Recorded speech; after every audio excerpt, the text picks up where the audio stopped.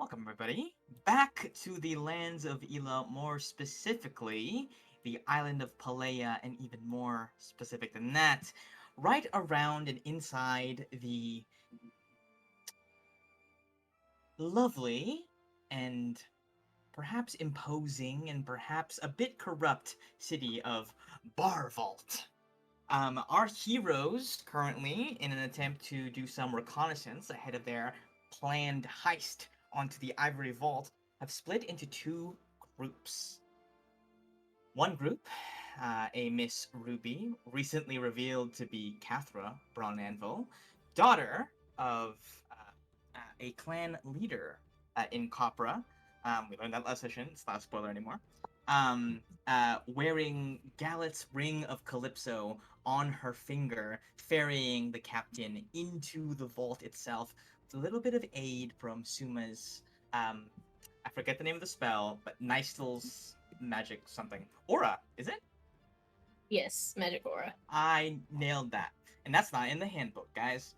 Okay. And in the other corner, on the outskirts of Barvault, a mile away, up through rocky crags and creeping up through cliff sides and hiking through these dense rock formations, are resident Dex boys Suma and Alog, alongside our Professor Andros, had gone to investigate strange rumors of a large rock formation being disintegrated, wiped from the face of the map, a landmark gone in an instant, and talk of a strange woman who smelled of rotting corpses hundreds of yards away, muttering to herself and perhaps cackling a little bit because that's just kind of the gal she is.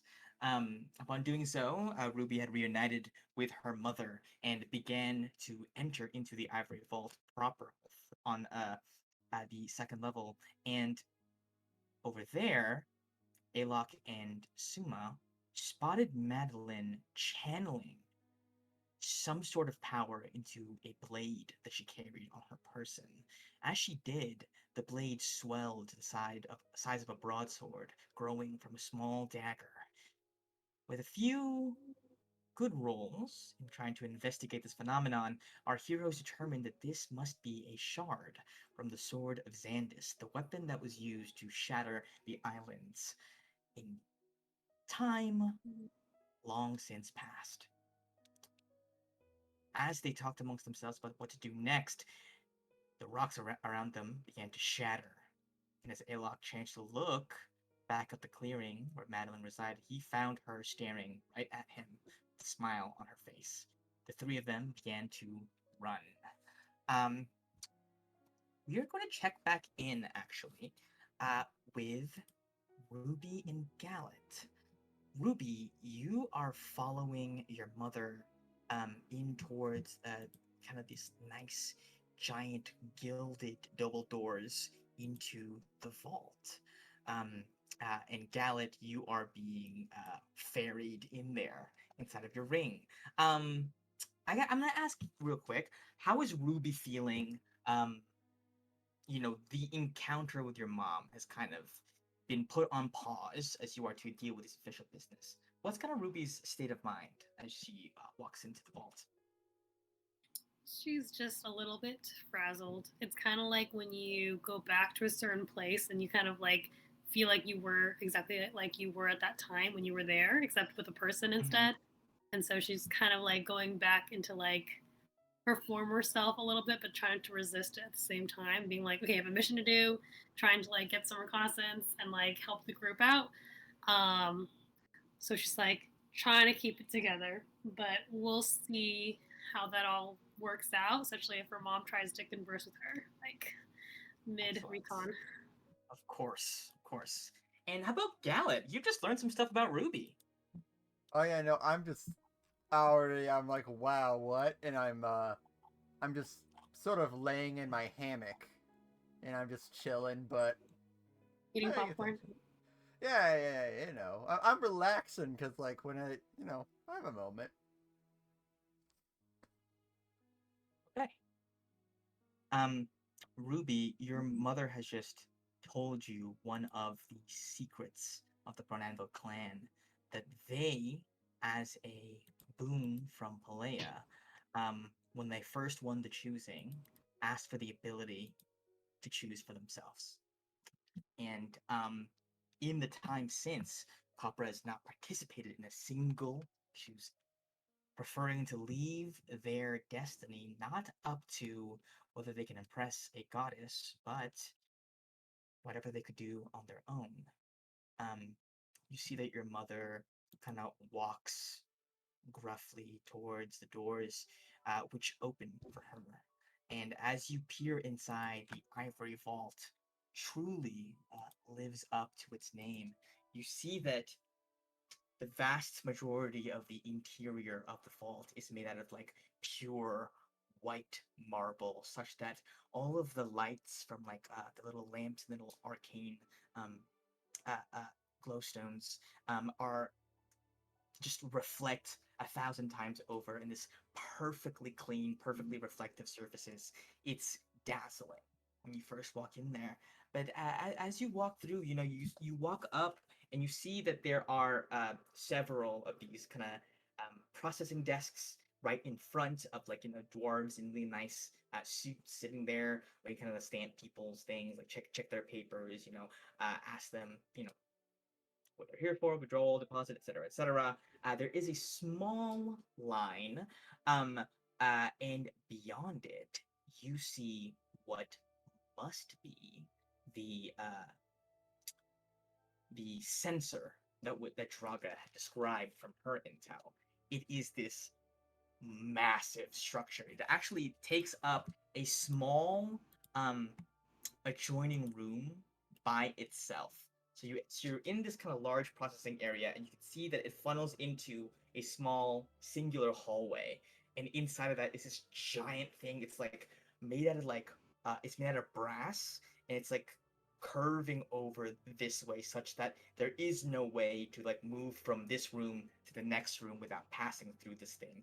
There you see these massive like arcane gears shifting and turning. It reminds you a little bit of the kind of tech that Rotwood had in his laboratory. A lot of these gears and kind of clockwork designs with arcane sigils running through them, the work surely of expert artificers.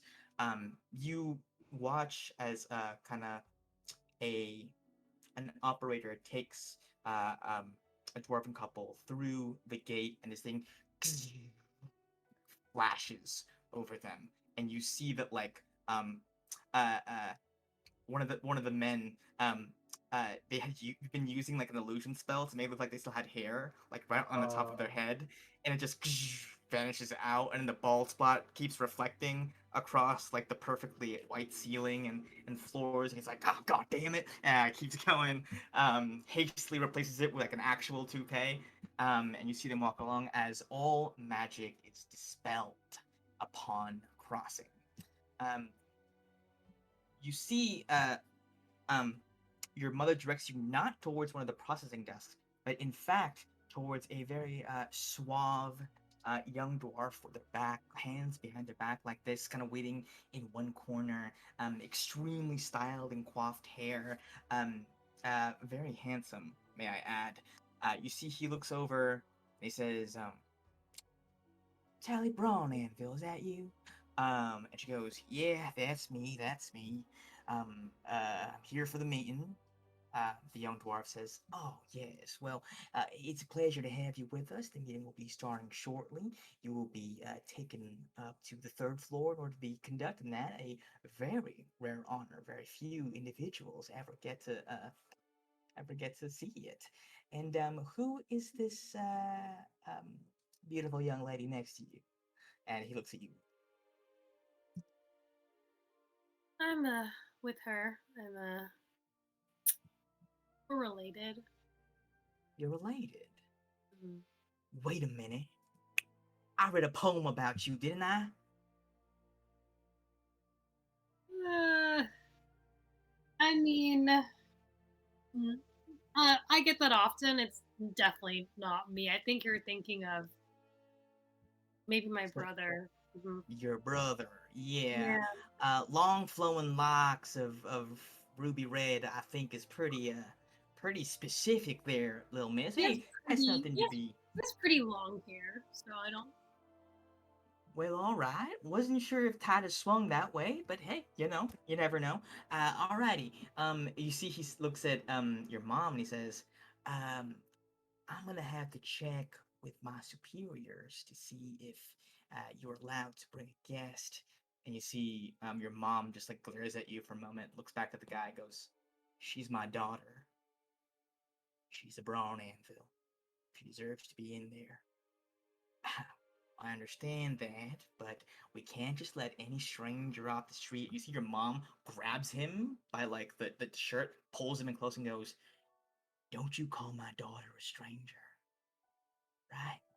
Or you're about to get Easy, easy. real familiar with the back of my hand." And you see he goes, "All right, well, I do still have to make a call, but please feel free to enjoy the amenities here whilst I go do that." And you see, Ruby, give me a perception check real quick. I guess so can Gallet. I can't. Oh, you can't see. I can only hear. Understood. What my Also, character? Viv, keep in Yeah. mind our two main things we're looking out for. Out I of was that, going to do. I was gonna ask. Yeah, when yeah. when we had a moment, maybe to look for the surveillance room, and if we. Am I still trying to swipe an operator badge, or is that just if there's like? The two things: operator badge, seeing if we can get one or how we can get one later, and how to Yeah. cancel out Nullicite or how Null they site? are. Yeah. On A6 would be, um, you're a little bit too peeved to see anything amiss at this moment, by your mom, as her attitude is, I don't know if your moms do this, but do you ever have your mom like do the thing where she gets really like angry about like getting a refund at a store or like asking for like a new thing, and you're kind of sitting there going like, "I'm so Yeah, sorry." yeah, yeah, yeah. I get Okay, it. okay. um, um, so you don't really notice anything. You see that the guy he introduced himself Sorry. as Steve, begins to walk off. Unless you want to say something about it. No, I was just gonna ask, like, while he's like talking to superiors, like, if I could look around and see if I notice where the surveillance room might be, or like, I Yeah. meeting with a null site. Give me another perception check. Okay, this time I'm gonna give myself guidance. Okay, yeah. A lot easier to do, I think, when no one's like looking right at you. Yeah. Mm, You're Okay. sick. Too higher. On an oh, 11, sorry. I think you look around, and the thing that it is it's not that you don't see anything; it's that it takes you a little longer to kind of see what you're looking for.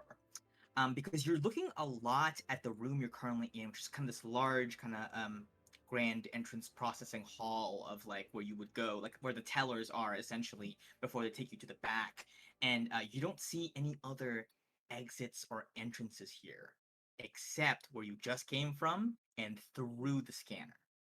So you have to conclude that if there's a surveillance center, it has to be past there. Okay.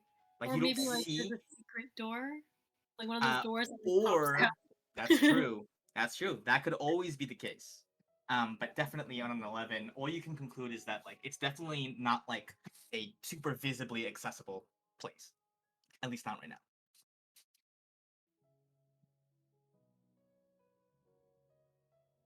Anything about the null site and like effects of people passing through it? Anything like? It's interesting actually. Right where you're standing, you were able to cast guidance. Okay, yeah, true. So, um, so to picture the tower, I'm gonna flex on you again. Okay, so imagine this is like the tower. This entrance place that you're entering into is like right here. Like it's like shaped like a very short L. So you're in here. You assume the nullside coils travel up this way, if that makes sense. And so it's not Right. actually present in this The first first. room. So if there's shenanigans that are gonna happen, this is probably the best spot. I will say though that you notice there's a lot of armed guards in here. uh, by every teller, there are these extremely decked out, like grizzled looking dwarves in like blackstone insignia armor. They're like all spiky, like they have these like huge axes that they're constantly like readjusting their grip on, kind of glowering at everybody around. They're there to look tough. Um, uh, How yeah, many would you say is per like teller? Like, is each teller like given one? And like, how many would that? There's like a couple of desks here. You count up the armored guard just behind the desks, and there's like 10 of them. There's even more by the entrance, just milling about near the walls. They like to assure their clients that their shit is safe, and any attempt at a robbery would end in quick murder. So Um, then, yeah. the ones by the entrance. Do you mean the before you pass the like arch, or like do you mean like when you just enter right into the vault? When you first enter in, you would have to presume that the other security measures you've heard about are probably past the arch, Right. past Okay. the sensor. You see, Steve comes back, and he has in his hand a small. It looks like a miniature staff. It's made out of brass as well. The end of it comes out in a little like wand of like a gear with like a spinning gemstone inside of it. You see it's like crackling with a blue electricity, like a hex stone from Arcane. Is where I looked it up from. Anyway, and you see, he goes, I've talked, with everybody upstairs. They would be glad to have you, Miss Cathra. And might I say, it's great to see that you've decided to rejoin Palayan society, as befits your station. I just keep my lips shut because I don't want to say anything about. But she definitely does not agree with the re-entering society thing. Okay. You follow in. He takes you through the sensor. You see, as you approach, you are not frisked to a high degree, presumably because you are special guests. So at this moment, nobody waves you down with detect magic. Nobody does anything like they don't pat you down or anything like that. Steve just goes, "They're guests of our upstairs patrons." And you're let through. As you walk through, you and your mother walk through the sensor. You feel this strange sensation come over you, and you feel like the various things. What is Ruby wearing? Is she decked out in her armor? I would guess she's still in her armor just in case something goes awry. But quick question before that. So like Yeah, when they're like the people that are like casting detect magic, is it like there's like spellcasters there too, or like yeah, yeah. There are spellcasters presumably, amongst. right? Yeah, presumably, yes. Maybe they're more like Simon types, but like yeah, they know magic, but like you get one shot probably.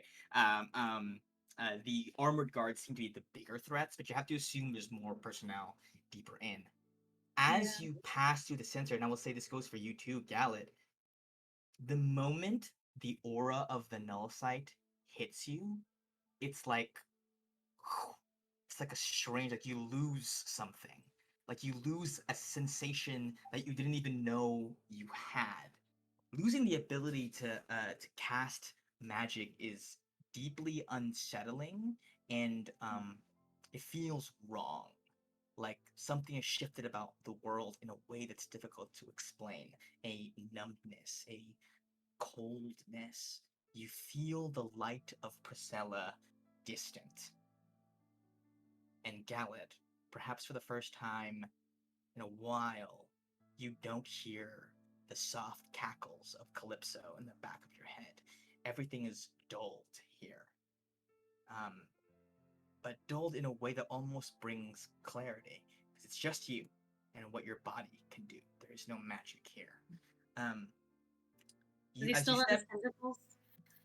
um, Galad, Galad does not have his tentacles right now. He's not looking in a mirror, looking at tentacles. No, he's just chilling Unfortunately. in. Galad, though, I think you can sense that you could exit the ring if you wanted to. Well, Do you want to try that? considering the fact that literally have no idea of what's happening currently, because once again, can't see out of it. So I'm just gonna let this one rock until Ruby I mean, says otherwise. if you want to, I could try to find like a bathroom or something, and you could. I don't know how Technically, close. would be a bit difficult to get out. Speaking, Maybe, because I can't go back in the ring for a whole day. right? So Well, I mean, once you get in, isn't it a little bit? it'll be easier to easier? get. I'm gonna Yeah. wait. I'm gonna wait for if Ruby gives me a signal. If you think there's a moment, just tell me to do something. I'll do it. Okay. I'll keep my. Well, I wouldn't know that you can exit the ring, though, would I? I would have told you my abilities. Okay. Okay. I can only As hear. you pass through the arch, you see that the room where the arch is in is the floor is shifts from white ivory marble to deep black marble, the blackstone of Blackstone fame. And you see that the path before you kind of becomes kind of a cross, where if you were south, you see that there is a room to the north, to the west, and to the east, with these blackstone kind of walkways overlaid over the blinding white. And in the center is a huge contraption, the teleporter that you've heard so much about. Similarly built, with with these like brass and these gears turning with these arcane sigils carved upon them, gemstones being worked upon and siphoned from in order to power this giant thing, and a small little console directly in the middle. Steve takes you over there. He says, um, just remember to be courteous and polite to our benefactors. They appreciate that. And your mom just glares at him, um, and scoffs a little bit. And Gallet, when you hear that scoff, I think there's a moment where you're not sure who it came from. Steve takes out that little mini staff, inserts it as it nears the console. It opens up to reveal like a keyhole. He turns it, and the teleporter zooms you up. We're gonna cut from that to over to Suma and Alok. Suma and Alok, you are running. You are currently running away from Madeline. Um, Suma, I think, are you still a bit slow from exhaustion? No, I'm not. Or is that not? I only Is it have just I only have one level, so I have okay? disadvantage on ability checks, but I'm normal speed. Excellent. So you and Alok are like both very quickly like fucking flash stepping over rocks and shit. Like running over rooftops like an anime or something. And Andros is like like bursting through rocks just to catch up with you guys because he can't take the paths you're taking. Um you both of you give me a perception check as you Yeah, run. boss. Have my sheet open. Yeah. Mm-hmm. You're sick. You're sick. I see everything. Andros can roll. Andros is a character. Help, Andros. Andros is going to make a little bit of his wisdom's not high. Okay, that's an 8 actually. He does not have advantage on that. Okay, so none of you see this until it's a bit too late.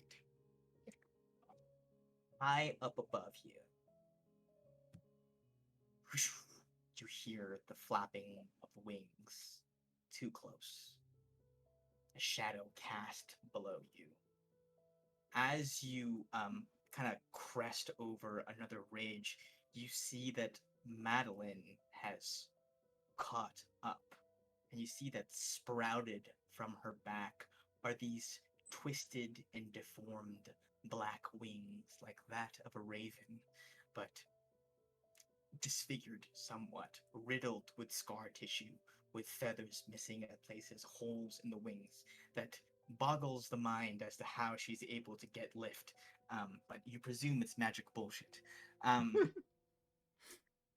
in her hand is the empowered shard of the sword of Xandis, this broadsword that is dripping black ichor onto the ground that squelches onto it, and everything around it begins to kind of degrade and melt away, almost as if bringing this thing near creation at all is destructive in itself. And you see Alok as you look at her. She is what you are. She appeared human for a while, as did you, but in the paleness of her skin and the spread of her wings, I think you were able to recognize her as another fallen Asimar. I would like you both.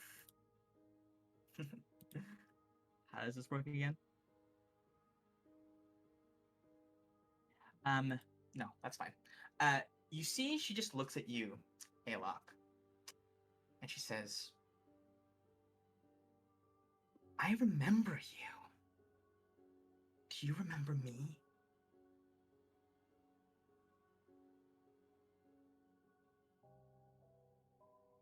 She's saying that to me.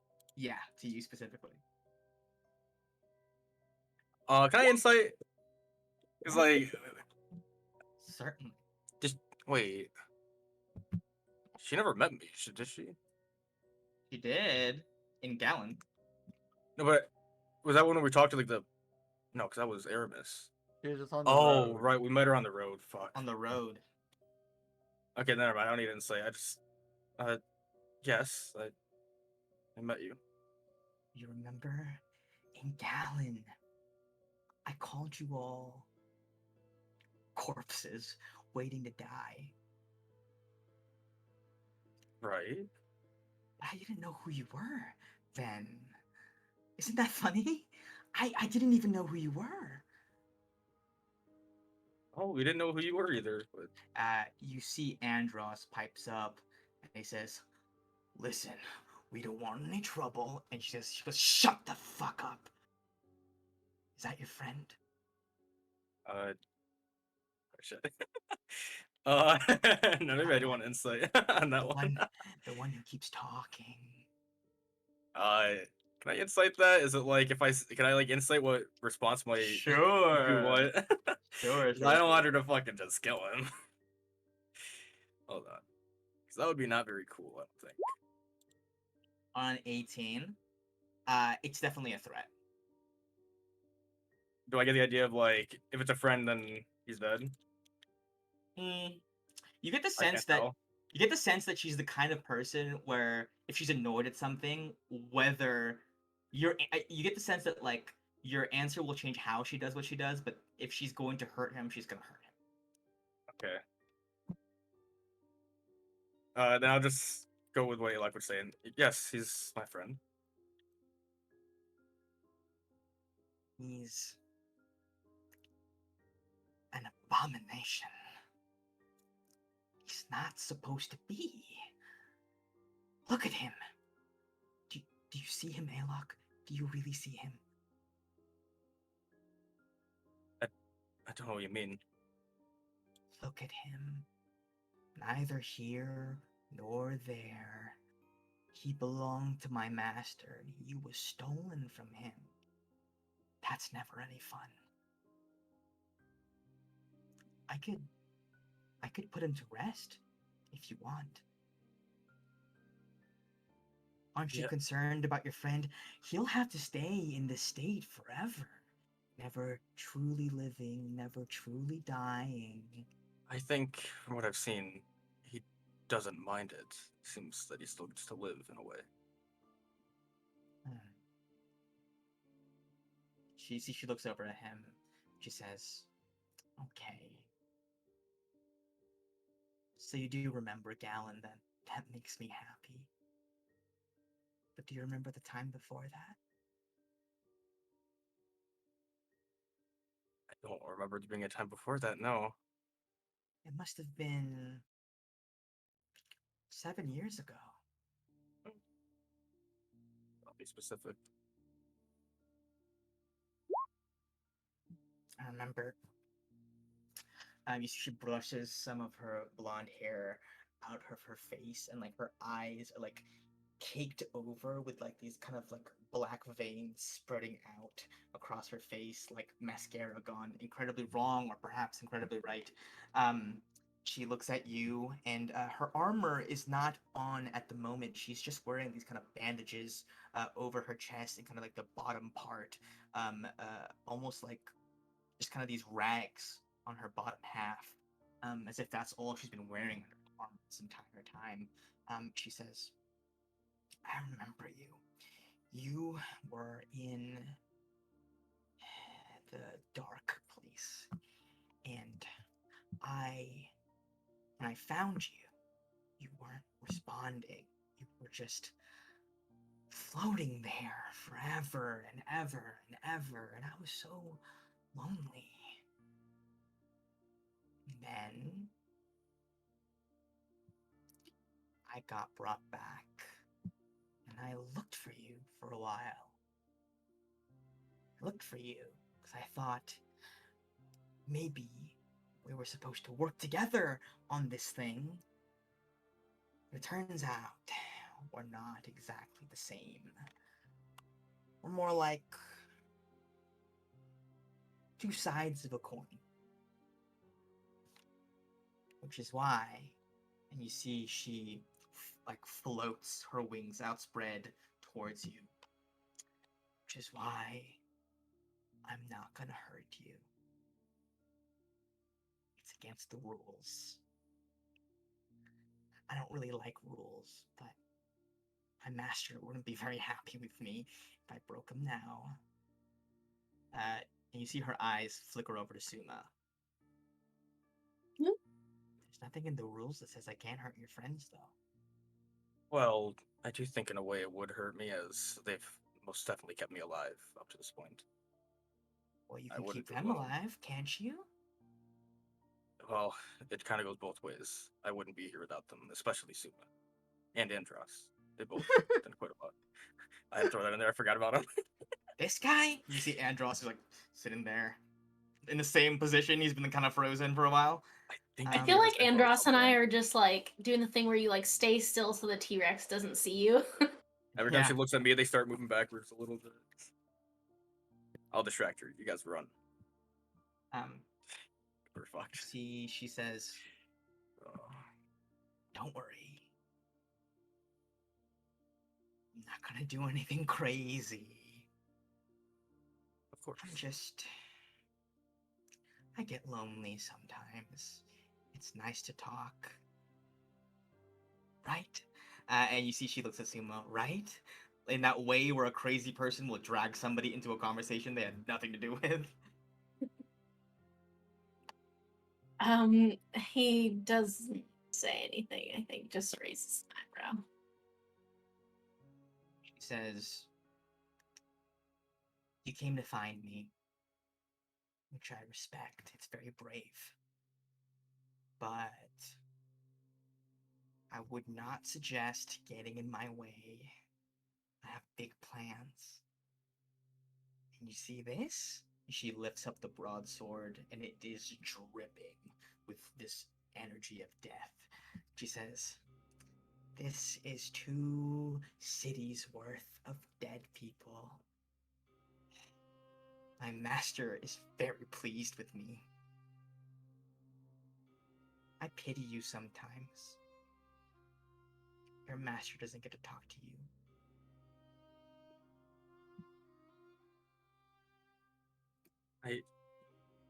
Now I know your master, Xandus, correct?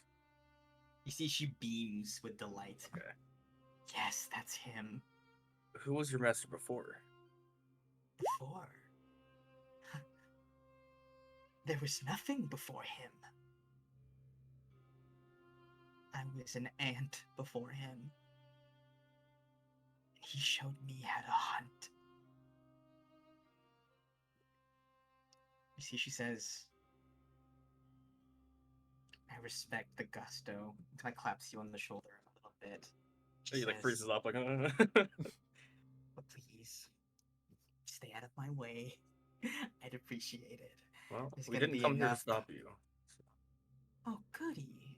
we were more interested in, disappearing rocks, and turned out it was you. So Oh, yeah. That was a test run. There won't be much left of that tower after I'm done with it.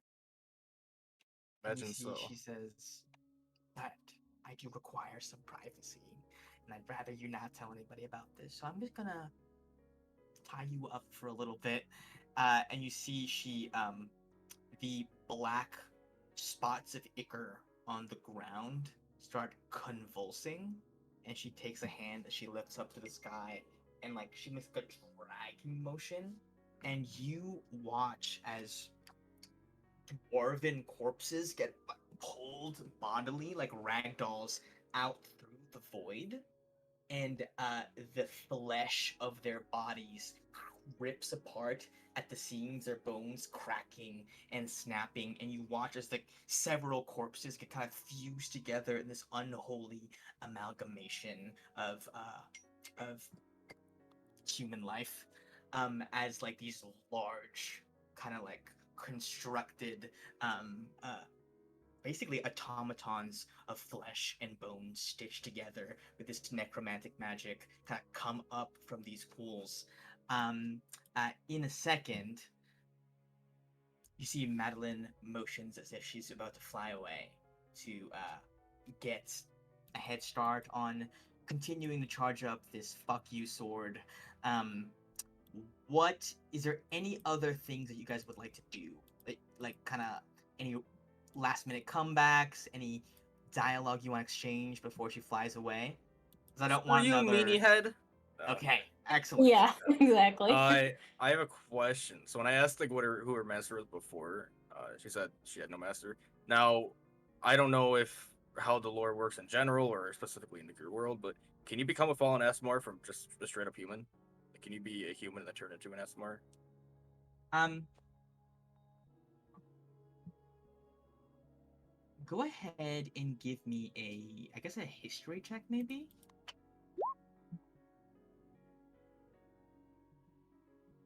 Okay. On a 16, you are aware that for the most part, they do need to serve a master, but you have the sense that both you and her might be exceptions in one way or another. Or perhaps it is that she was unaware of the role she was to play until later,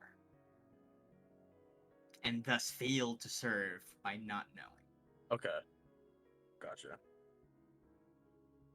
Because like Alok, I don't think Alok really knew until later, right? Until He knew when he was born. he They himself. no, well, I mean, no, they told him about it when he was younger. He throughout his like younger life, he was going to the church and stuff because they Oh, kind of okay, okay, forced him okay, to. okay. So Okay, yeah. I misspoke. he just didn't want to do it. That was the only thing. But he did do it. Um, yeah. You see, she takes one last look back down to you, and smiles almost longingly, and then flies away.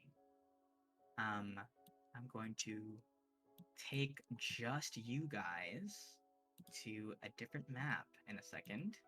Shit. Also, I just Um, want to roll a little. Okay, that was to him trying to have like a straight face, like I'm not scared, but he's fucking terrified. And it's, I guess it's obvious. do that. You two here. Gotta get Weird that these you made a map. guys. So weird. These guys up here out. Ooh, those are I didn't. lovely. I didn't make this one. This is one I stole. Oh, what Um, level is Andros? Andros, I had to level him up really quick because I didn't realize that I forgot to do that. But I'm going to do that as you all roll your initiatives because this is a split combat, baby. Huh? Two people This- chilling, two people in combat. This could be very bad, especially with Suma being exhausted. Especially with Suma.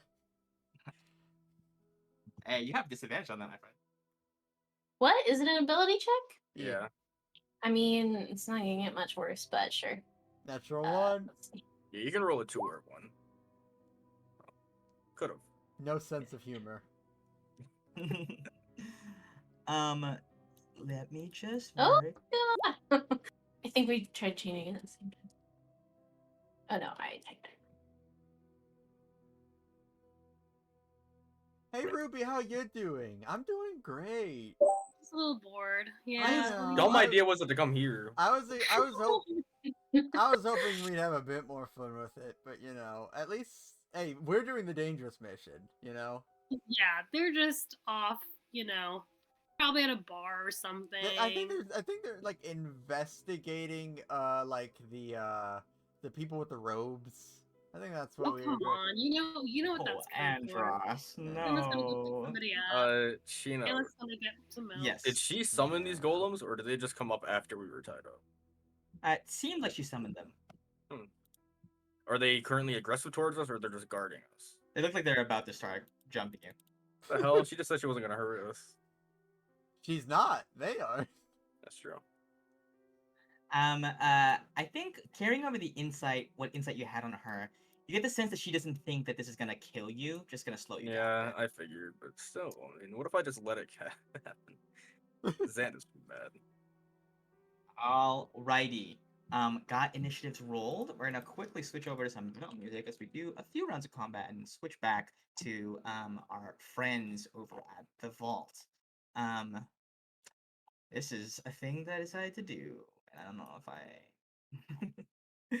bouncing between these things is gonna be very, very fun for me personally. Suma, I don't think I'm gonna be very helpful in this.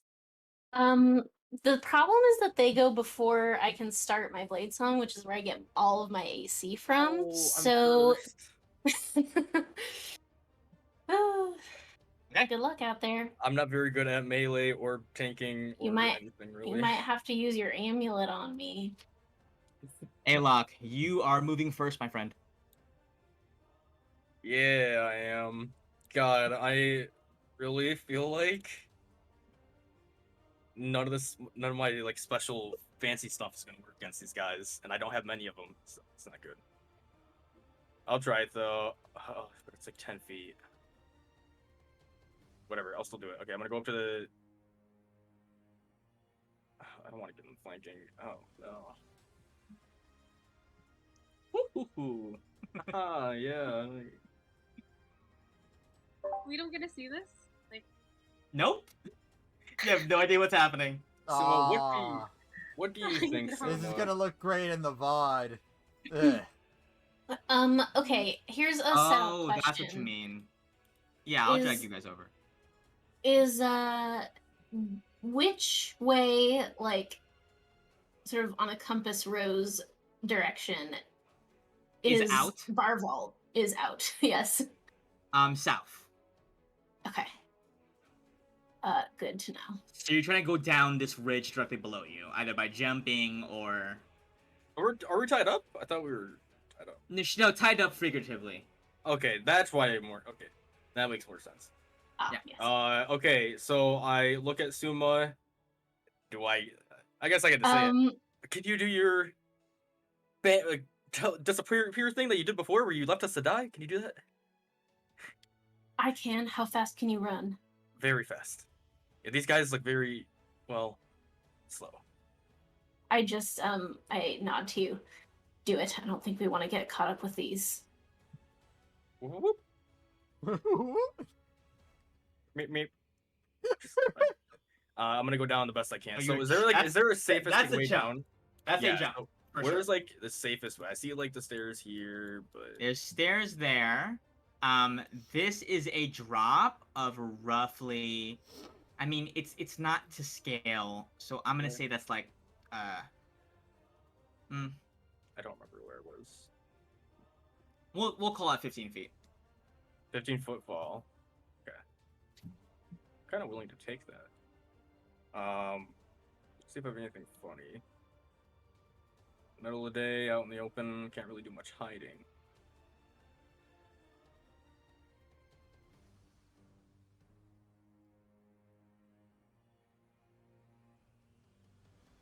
I don't have my fast runny thing, by the way, just so you know. So I can't use that.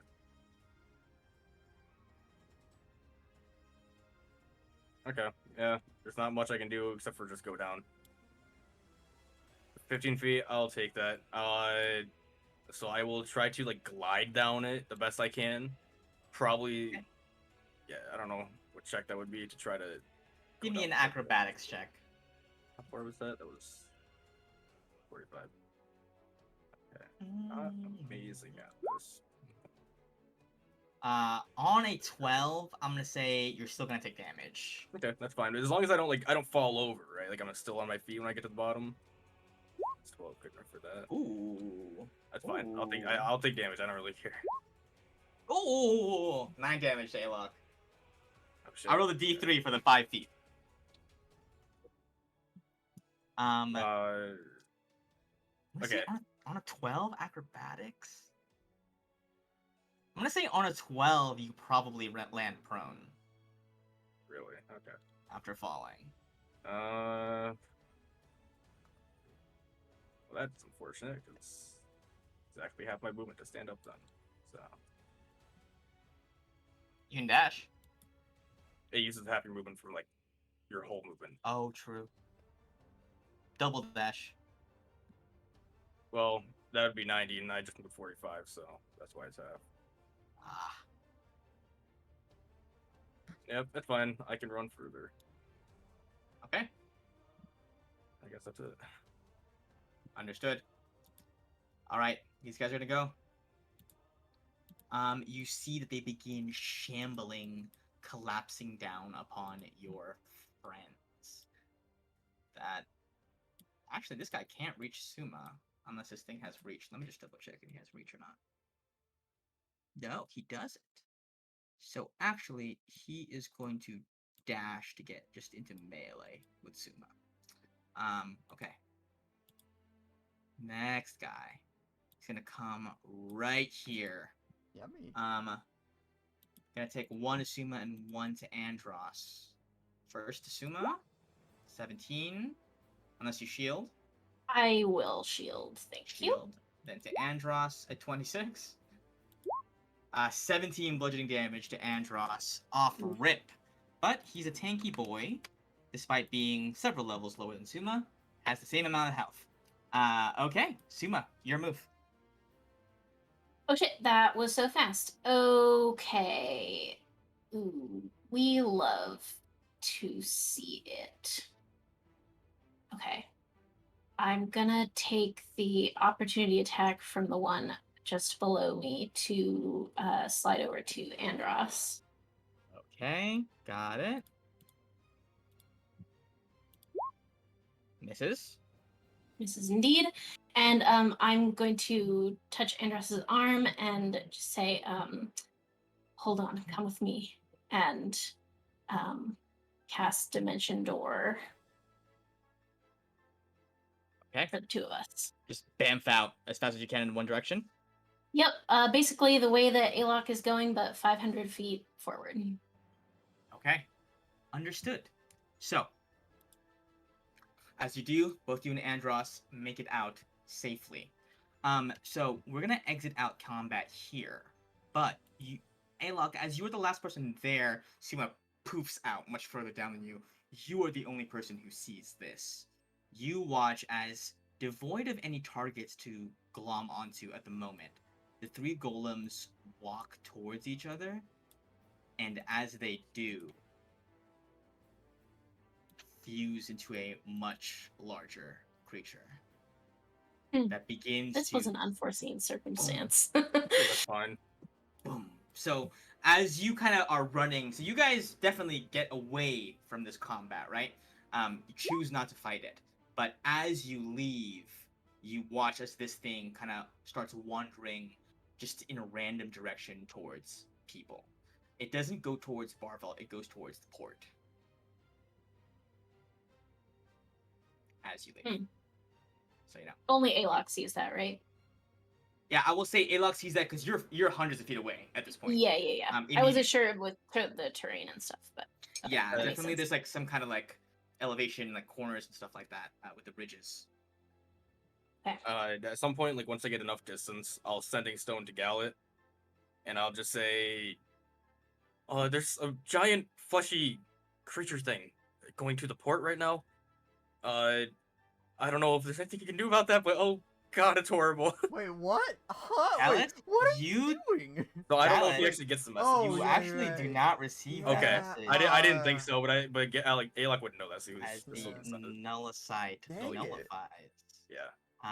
that effect on that item. So we Gallet? exit out of Hello? we exit out of combat with this giant No. fucking titan stomping down towards the port, and we switch back to our friends over in the Ivory Vault. Do you like pina coladas? They're just chilling. So Like a actually, bot. yeah, you guys are in this waiting room, and Steve is just sitting there with kind of his hands like this. Both you and your mom have been given pina coladas. They're like, I understand you're not sipping them right now, but they're actually kind of a delicacy around here in Barval. It's like our kind of our special drink. Put little rocks in it, gives it more flavor. Don't drink the rocks, obviously. You know, as any Palayan would know, don't drink the liquor rocks. Fun fact: this actually where the phrase "on the rocks" came from. It became co-opted to mean ice later on. I like it. She just nods like a little apathetically. You see, hold on, gonna talking a lot. Ask Madeline, which I guess probably stopped my throat. Um, you watch as you are in this extremely lavish kind of side lounge on the third level, and you see around you. I'm gonna backtrack actually, really quick to describe something that you would have seen as you were approaching the teleporter. You saw that there were these rooms like the north, east, and west. Those doors did not have traditional. The rooms did not have traditional doors. There wasn't any like you didn't see any hinges or like keyholes or anything. There was just kind of like a large green stone plate upon which there's a little indentation. Um, Presumably, that is how they access these interdimensional spaces that the vault rooms are actually located in. However, if I could backtrack really again, give me another perception check while you were there.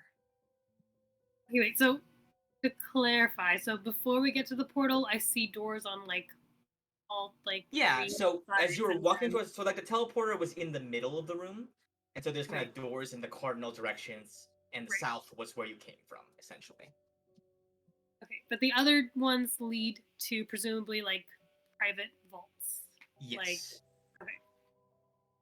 And then there were just like there's not actual doors. It's just like a tracing in the wall. Yeah, it's like a stone kind of like plaque on the wall, kind of definitely certainly magical that you could sense. And as you were in there, you definitely are able to spy like the arcane sentries and the cameras on the wall. These arcane eyes are kind of posted up along the walls, kind of eyeballs bugging out in every direction, scanning everything around you.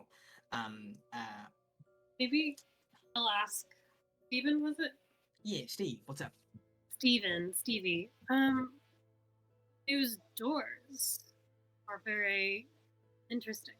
Or how do they work to Yeah, well, so basically, whenever you sign up for an account here at the Ivory Vault, we take you to one of these doors and you get to attune to one of them. And when you do, it just takes a little bit of, magic wizardry over here at the Ivory Vault. It creates an extra dimensional space for you to store your beloved items.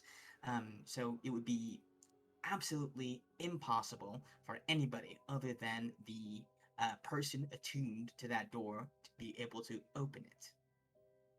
sounds good. I mean I'm thinking of finding a place to store very valuable things, so Yeah, what are you looking to store? oh, nothing much. Just something pretty one of a kind, I would say. One of a kind, huh?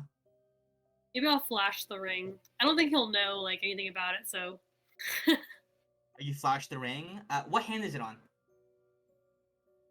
What hand and what finger is it on? maybe my right hand on my whatever one will fit. What size is it? I imagine Gala to have like slender fingers. Yeah, like piano. Actually, I imagine the Barely on your ring. To, pinky. I imagine the ring to conform to Yeah. the wearer. Actually, so it could fit on any of your fingers. Oh. Hmm. Whatever doesn't get in the way when I'm swinging something. Okay, you see, he says, "Oh, is that the ring that Titus gave you when he What is this, like a soap opera? Like, are you guys just following what's happening? Hey, Like, listen. I don't know how long you've been back in Palea for, but he wrote an extensive account of yours courtship and eventual failure of an engagement. It's in his telltale, his book that he dropped. I don't know if you read it. no, I try not to read my own or work that's inspired by me. I think Well, I understand that, but I would actually recommend. I never read poetry, but Dwarf of Steel is one of my favorite works of literature that I've consumed recently. It's quite a read. Anyway, I was curious. So sorry. Yeah, no, I mean, no worries. If there's you certainly plenty of room, but trust me. And in these vaults, they would be extremely secure. No teleportation magic is able to access it. No divination magic is able to access it, so you can't peer in. No one can take a look see at your belongings. No one can just teleport in there and take them. It's 100% safe. got it. Well, I probably won't ask him this because it's a little too like pointed, but like, but then he mentioned like wizardry to like get to the right room. So then there's magic involved with that, right? Yeah. But then how does that how does it work with the null site? Like You ask him that? or like do maybe I'll think to myself, like if I were to like wonder about that, would I get Yeah, I more? mean, as was kind of like talked about by some people, you know that the ring must have some way of counteracting the null site. You imagine that whatever that is also used here. Maybe I'll ask him then. I'll just be like, oh, like how does that work? Since I mean that door thingy, like got rid of everything magical, right? That Oh guy's yeah. Listen, I personally don't have any hand in all the magic stuff. I personally can't cast it. I do some target practice sometimes. You know, I'm good with a bow, but I can tell. magic not my domain, if you know what I mean. Yeah. But yeah, the way I understand it is basically, the null side makes sure. Or he wouldn't say that. He would just say, basically, in here, it's been enchanted so that you can't cast magic in there. But if you're one of the smarty pants over at Ravenhall Academy, uh, if you can design a way to block magic, you can design a way to have exceptions. I'm pretty sure. So that's what's powering these bad boys. Hmm. Like I'm just trying to think. I mean, I don't know a ton about all the possible spells and stuff, but like, would there have to be like some kind of element that's around the doors? Like, is there? Does it seem like is anything Give me a different? perception check. Yeah, give me a perception check. As you're kind of paused in the middle of the by the teleporter to have this conversation. Okay. Is this conspicuous, or do you think it looks okay? Steven doesn't seem to mind, but your mom is giving you a look. Okay. On a 7, Like, hard to not look like you're like casing the joint. I think so. You're okay. you're trying hard not to look conspicuous, so you don't get a great look at it. Okay. But you do what will say that you spend enough time here that you notice that above the door on the northern wall, so not above, beside the door in the northern wall, there is a small side door with an eye on it. That you presume Ooh. leads to the surveillance. So you identify the surveillance center is on the ground floor in the second level, if that makes sense. Like where you enter, it's like right across there. So for Draga to penetrate this, wouldn't be that crazy. Okay. So you see, your mom goes, "Okay, can we get a move on?" And you go up and you have pina coladas. Meanwhile, Gallet, as you sit inside of the ring, you hear a voice.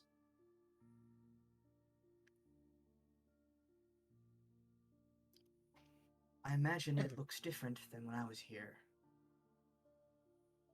And you turn and you see Aliceris inside of a little room inside of the ring. He takes a seat next to you, wherever you might be, and he goes, "It's a bummer not being able to hear, isn't it?" I mean, yeah, I guess. How's it going, bud? I've Holding seen out? better days. Seen Mm. better days for sure.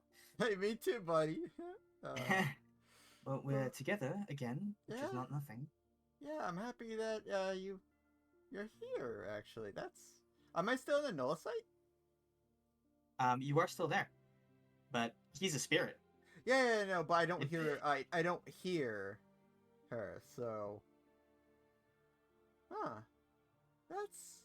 Presumably, he lives here. This is where Yeah. he lives. So Yeah. Just yeah, he just yeah. hasn't in a while.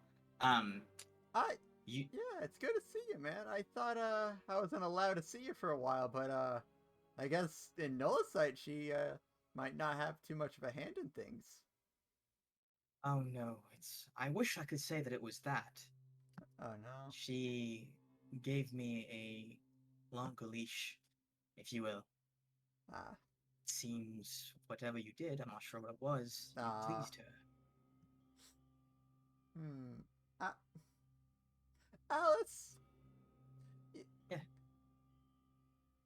have you ever hypothetically gotten really drunk, said some pretty embarrassing things, and then made a bad idea happen, or agreed to something that was bad? Have you ever spitballing?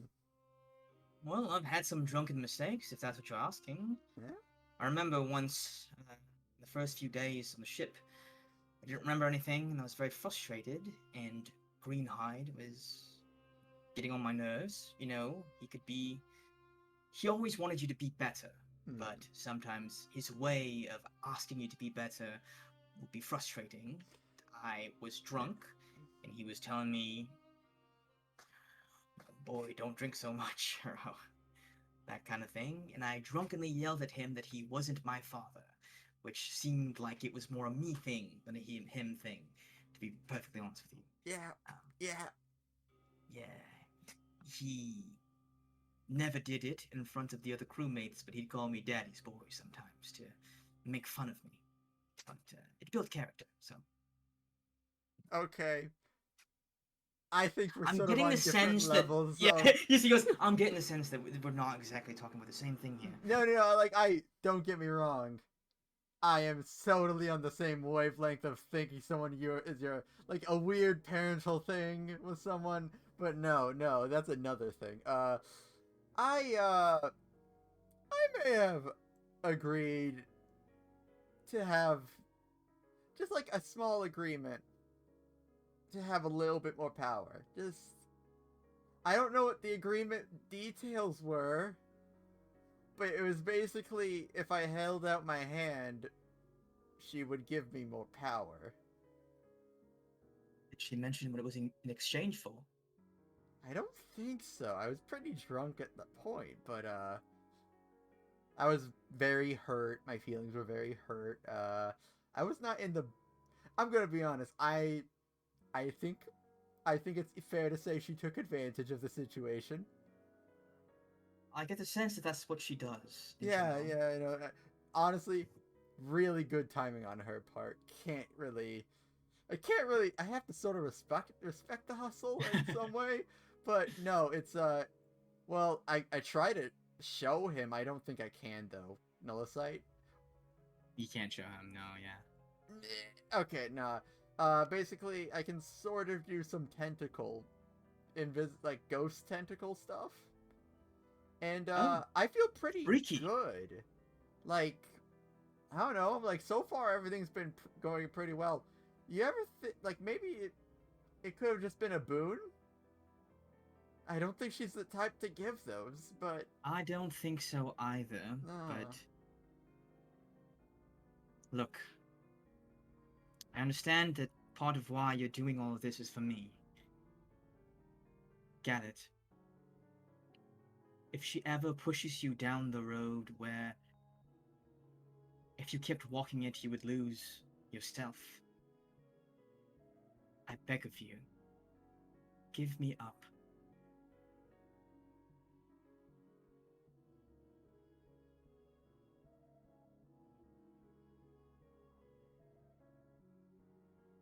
I'll just find a way that that's not an option. I don't exactly know what it would look like to lose myself particularly, but if I lost myself, I would have given you up.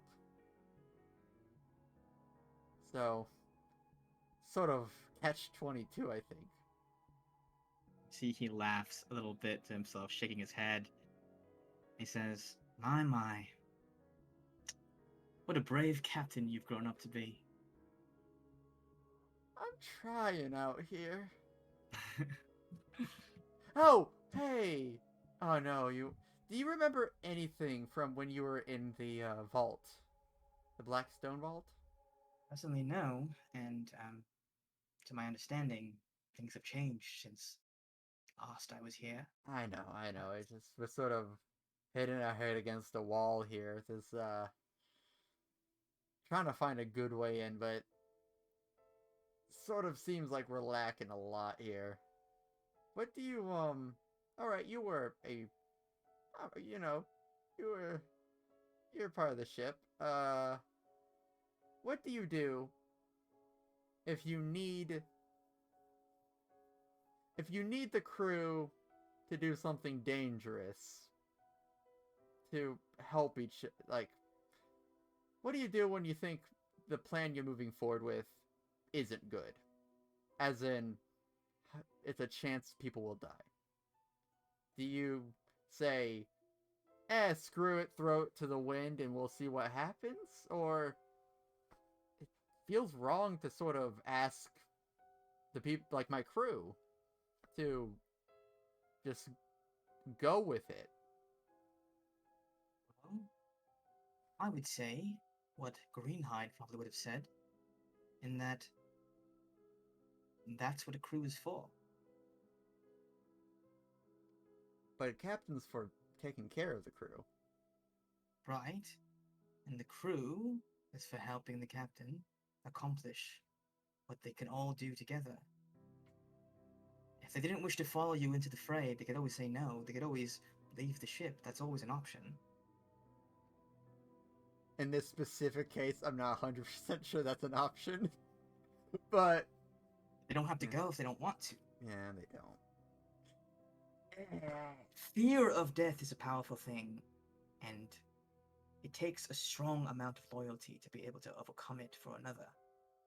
If they have that for you, don't question it. And if they don't, then they will be safe. You can't go your entire life helping people and be this scared to allow them to help you back. How many times did you put your life on the line for them? For other people? Don't you get the same luxury? Don't you deserve to be treated the same way that you treat others?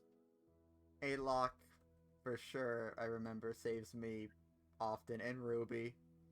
And Suma can as well. Did I miss something? That there seemed like... Oh, anyway, yeah, continue. yeah. It's a whole darn thing with Suma. But, it's really annoying. I'm trying to be more like you. I think I like how you were a lot more. But whenever you say the things you do, they're always so simple when you say it out loud. So, like, correct. But when I'm not talking to you, it feels like everything gets more complicated. Well, I would say that That's because you get in your way a lot, Khaled.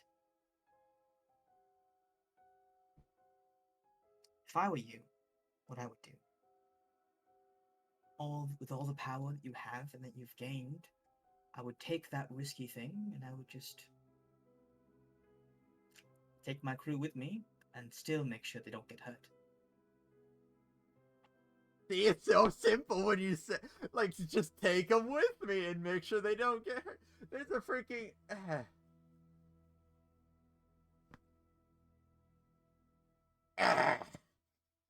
Just like, just Gallant's just like moaning and laying back on the hammock.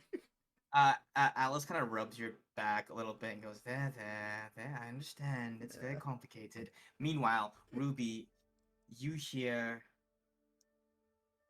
ah, Madame Brunandville, welcome to the Ivory Vault. You look over and you see Estelle, the Earth Genasi current kind of head of the ring, acting head of the ring, appear at the end of this long hallway. She strides over to you. You hear the clack of her heels against the black stone marble. And she says, you are the very first of our guests to arrive. Very kind of you to be early. And you see your mom, arms crossed, says, I was given a summons, and on time is late, so. I elbow her just to like get a dig in her and be like, "Hey, Mom, I told you we were late." And I see you've brought your daughter. This would be the young Kafra, is that correct? And then I'll just tell her like, I almost considered saying the name's Ruby, but I'm like, no, more information is not helpful. So I just greet her somehow, whatever. You see, she says, very good. You see, she turns over her shoulder and she says, will you come over here very quickly? I need you to meet a few people. And you watch as Marisa comes from around the corner, striding very confidently, red hair tied back in a high pony. She's wearing kind of a sleek black suit. Wait, And so what? from around the corner, do you mean like there's no corners? Just from like out of sight, basically. She was Okay. kind of at the end of a hallway, essentially. The structure of the rooms in the third level is not the same. There's a Okay, little so bit we're on the more. third level now. Yeah. As you were waiting there, sipping pina coladas, see Marisa looks at you and your mom, and she says, "Oh, these must be the Brawn Anvils, right? Oh, what a pleasure." She looks at Estelle and she goes, "Don't worry, I'll check them out." Marisa comes up to the both of you, makes some small talk a little bit, and goes, "I heard that you went missing for a little while. Isn't that right?" Missing, exploring. Same Where'd you thing. go? I mean, I've always been curious. Just around, mostly around Playa. So. Oh, very exciting. Mhm. You see, she looks at your mom and she says, "I'm so terribly sorry. Do you mind if I borrow your daughter for a few moments? I kind of really want to ask her a few questions about, life adventuring. It's just so fascinating to me." And your mom looks over at you, Ruby, and kind of like asks for your consent. Like, are you okay with going off with this woman?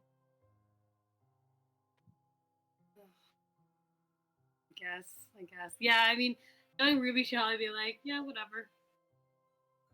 Yeah, well, certainly. My daughter's an independent young woman. She does what she wants anyway. And begins sipping her pina colada again. Marisa walks you kind of across the room out of earshot of your mom. And you feel her hand on your back, and she says, "I didn't think you'd come in." I just came in through the entrance and then, through the little arch thingy, transporter, or teleporter. So, That's That's really smart. You see, she says, the four of you have plans, don't you? Four? You mean who exactly are you talking about? There's no way I can fool her, right? She's like seen me on too many occasions. Yeah, you guys have met, bro. You see, she says, well, I'll just tell the her. captain, the snooty elf, the quiet one. Right. Sorry. Hang on. Different circles. This is more like private business. They don't really know that I'm here. Don't really know much about me really at this point. I'm trying to keep it on the down low. See, well, luckily for you, I have a little present. And you see, You didn't even know I was coming. huh? You didn't even know I was coming, and you have a present for me. Yeah. Well, it's just an extra. Won't the You rest of the see, gang get jealous? well, the rest of the gang can go fuck themselves because they're not here. They may be closer than you think. Oh, is that so? They're around. Give me a deck save. Shit. You know, What did I do? Can I currently hear or can I not? You are in the ring.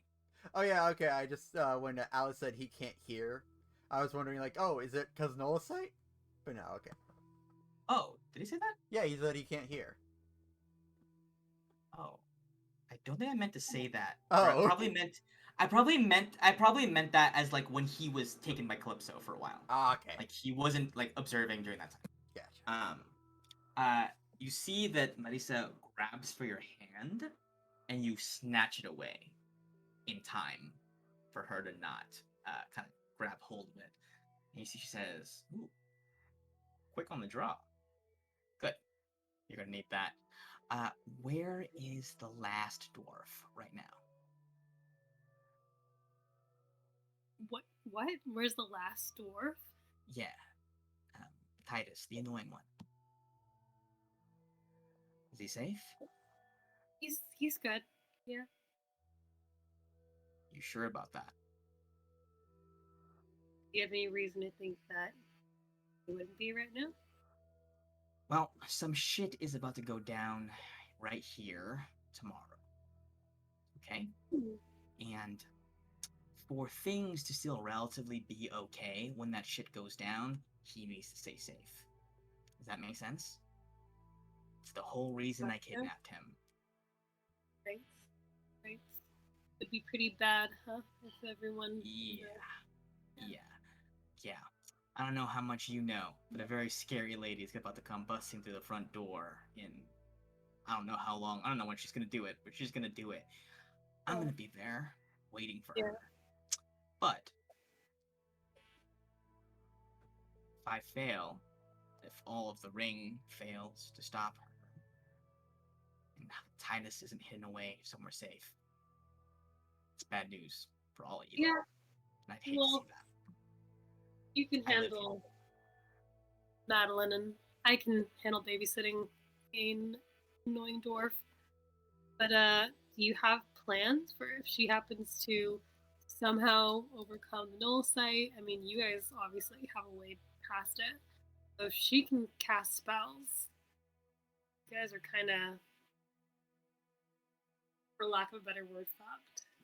You see that a group of like ring members kind of walks along. You hear like their steps in succession, kind of walks down towards one of the doors, and Marisa looks at them and she says, "I'm planning on throwing a couple of those guys at her, kind of soften her up a little bit, so that I can deal the coup de grace, as it were.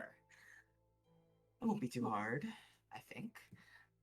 It's just going to require a little bit of sacrifice, but you need to sacrifice sometimes to go to where you're going. Sacrifice? Yeah. What kind of magic or witchery are you doing? What's a couple dead ring members in the grand scheme of things, right? I mean, I'm not going to tell you how to run your organization. Oh, I mean, I'm as long as not with them, really. I'm more of a friend of the family. I do mercenary work for them occasionally. right, you're But more the kind to deal with. What's his name? Damien. Damon. Oh, you've met Damon. We ran into him. Love that guy. Can't get enough of him. Real cute, huh? I don't think he was. In kind of I a forget dark, what. edgy way. That's. I mean, again, I won't say anything about other people's taste. I understand we don't A all feel little the cold same. blooded, but a little bit yeah. fishy. You see, she says, yeah. Kind of like almost like, oh. And she says, him and I are the same breed, so biased. You know, like Um, you need like another friend of mine then. you see, she says, anyway, take this. She places a white stone into your hand, and as you hold it, you feel Priscilla's touch come back to your hand, but just there. You're gonna want to get like a gemsmith or something, somebody who's good with like jeweler's tools or whatever. Craft something that can go around your body. A necklace will do just fine. I have a belt personally. You see it? You see she kind of like opens up the suit a little bit, and you see that the belt has like a little bit of a chain, this white chain going around it. It's like I don't know all the fucking details, but it is the opposite frequency, so they cancel out some shit like that. I don't know. Somebody smarter than me took care of that one. You Wow. see, Thanks. I mean, you think I'm gonna need this tomorrow or? who knows? To be honest with you, I took two just on a whim, and here you are. So it kind of feels like you should have it. I feel like, I don't know, the more wild cards, the better in situations like these. An interesting way to approach things. I mean, hopefully you know us as well as you think you do. She says, when you're expecting the chaos, it doesn't matter how much there is, you will succeed. Because the other people don't know that there's wild cards. You do.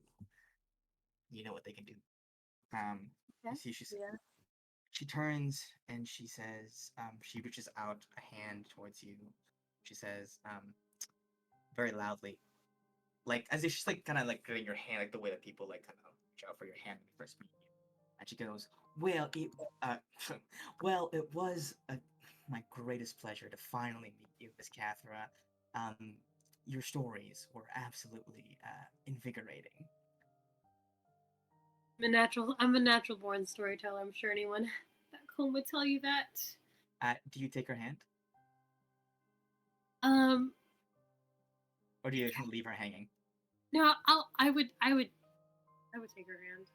Oh wait, but no, with the which hand is it? She reaches out her right, indicating that you should reach out with your right. How about I'm gonna do the gallant thing, and I'm going to grab her hand like this, and then like put a kiss on her hand. You know, like a guy would do traditionally. You see, she says, You're more pleasant Sorry. than when I first. You're more pleasant than when I first met you. Take care." I just don't like to be traditional. Yeah. And you see, she turns and she says, "Oh, I do believe we're expecting more people." And then, one by one, the other clan leaders from across Palea begin porting into the lounge room. Hey, we're gonna switch out from Ruby and Gallet back to Suma and Aloth. You are booking it. I don't know which way you're booking it to. Either it's back to the ship or into Barba. Which way are you going? Well, I need to find Suma first. Liz, you're muted. I realized it as soon as I started talking. Yeah, so after I dimension door, I wait where I am for Alok to catch up. Okay. I Guys assume catch up together? we were going the same direction. Yes. Yeah, we were, yeah. So I don't think you didn't see it, but after we left, those creatures combined into a much larger one, and it started heading towards the docks. We can't just let it do what it's gonna do to everyone. To the docks we go. I have sending. I can alert somebody there. Who's at the docks? What? Yes, me or him. I guess I am asking Alok. I have some ideas, but I'm not I sure. mean, anyone on the ship, right? Yeah, Yeah, anybody anyone the on our for sure. ship? Maybe Tarek. Oh, that would be an interesting one. He's very powerful and He would be, strong. but he also might be currently in the tower. We don't know because it wasn't that like part of what he was gonna do today. Was he was gonna test the tower, or is that later? I don't remember. Would I remember if we heard where he was going to be today? Yeah, did You we don't get know. info? You don't know where he is today. Okay. You know that But- he was hired to like think of things, not necessarily he was actually gonna Mhm. do a mock break-in. Oh, okay. I thought he was. Okay, if that's the case, then I like that. But Okay. Suma, Yeah, I yeah. don't know if we can afford to go to the docks because I think Madeline's going to the tower now, right? And if Ruby and No, no, she's that's not what not. she did. She wasn't going What today. did she She's do? going tomorrow. Oh shit. She Okay, then still let's go has to to the build. docks. She still has to build her death bomb thingy I today. thought I she think. was like, yeah, fuck it, I'm going for it now. Let's go. But if not, then yeah, okay, let's go to the docks. Sorry. Okay. You sent to Tarek? Yes, I like that, do. yeah. What do you say? I will say to him, I didn't plan this. So I don't know. I say,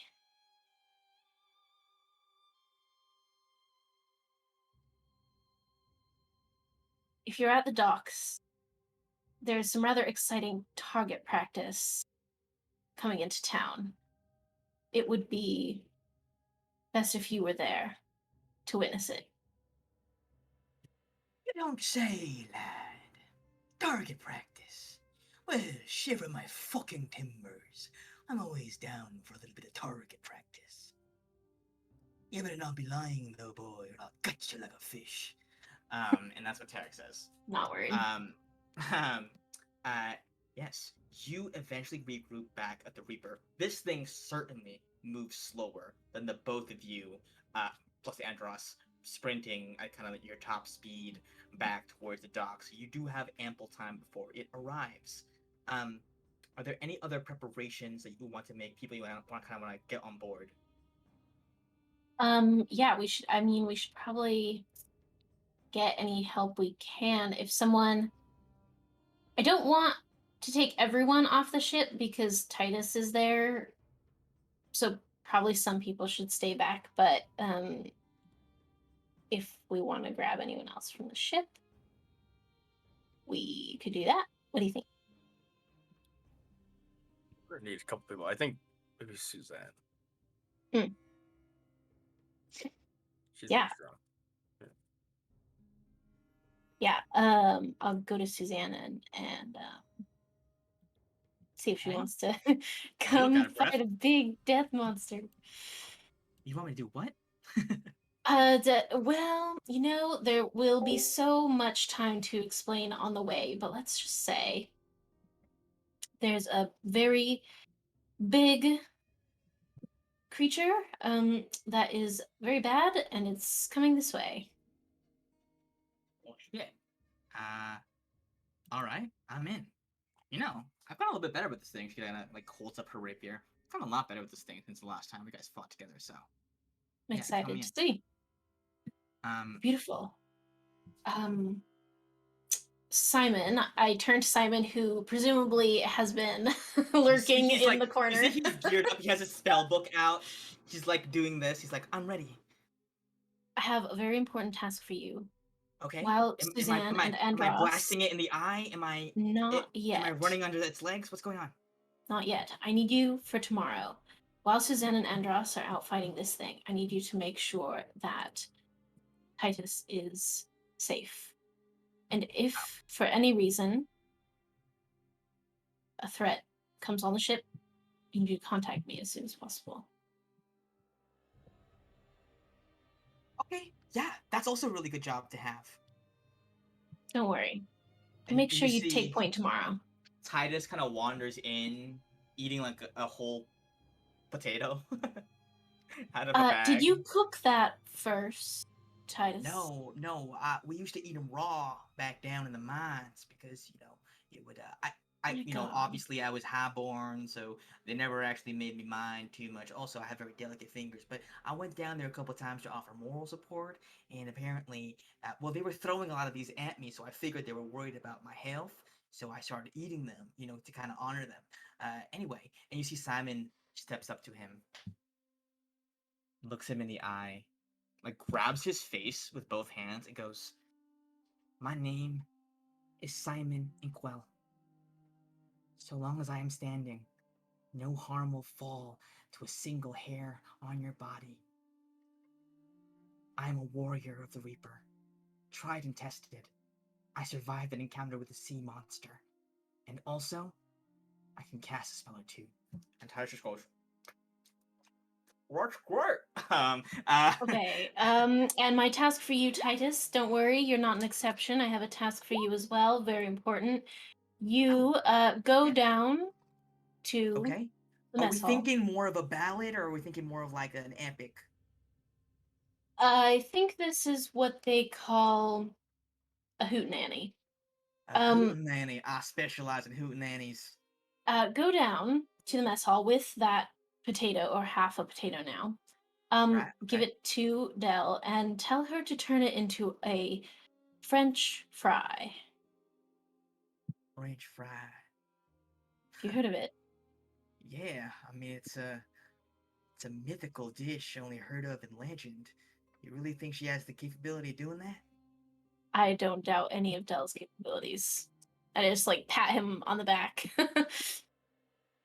You see, he says, "Will do," and also, "Thanks. You know, I For what? appreciate you. Well, you're just about the only person in your little crew that treats me with a semblance of respect, like I'm not a whole person. It's real nice." I like poetry. What can I say? Well, I swear this to you, on my honor as a bard of Pelea, as the resident bard of my hometown of Farah, I will perform this hootenanny like no one's ever performed a hootenanny before. All around the world, children will be running amok, causing havoc, because all their nannies are going to be too busy hooting to be able to watch over them. You understand? Oh, I understand. Yeah, all right. Damn! Look forward to it. I don't think he Suzanne. understands. Suzanne, to me, we have to get out of here as soon as possible. Right, okay, so we're fighting a big, tall death thing, right? Yes, the decrepit souls and flesh of several fallen dwarven citizens. Oh, that's It's, so you know. fucked. I love it. Okay. All right, we have let's see, we have an Alok, we have a Suzanne, we have an Andros. Let's go find Pirate. Wait, Cool. just so you know, Suma, I haven't actually talked to him yet. So, I don't know. You if haven't what? I haven't talked to him yet. I kind of avoided him in every situation so far. I'm pretty sure. Who? Terry. Who? Tarek? Well, I think we only said 2 words to each other, but Okay. But also, I do have his like letter sending thing.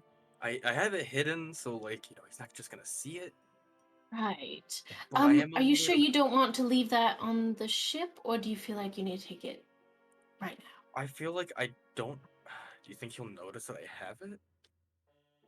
I wouldn't put it past him. And I'll keep it on the ship. yes, ideally we'll be returning from this excursion, in which case you can grab it later. Yeah. Okay. Okay. Cool. So you guys go and get Tarek. Give me a second. I did not prep for this.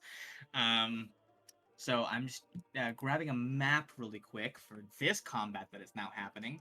We're gonna cut back over as you rally up the forces. You get Andros and Suzanne and have enlisted the help of Tarek Seabane to your side as well. We cut back over to the Ivory Vault, where you see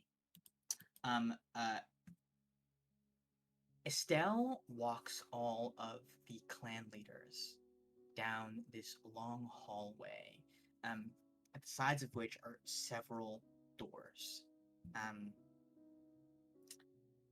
As they do, you see Galet Aliceris tells you,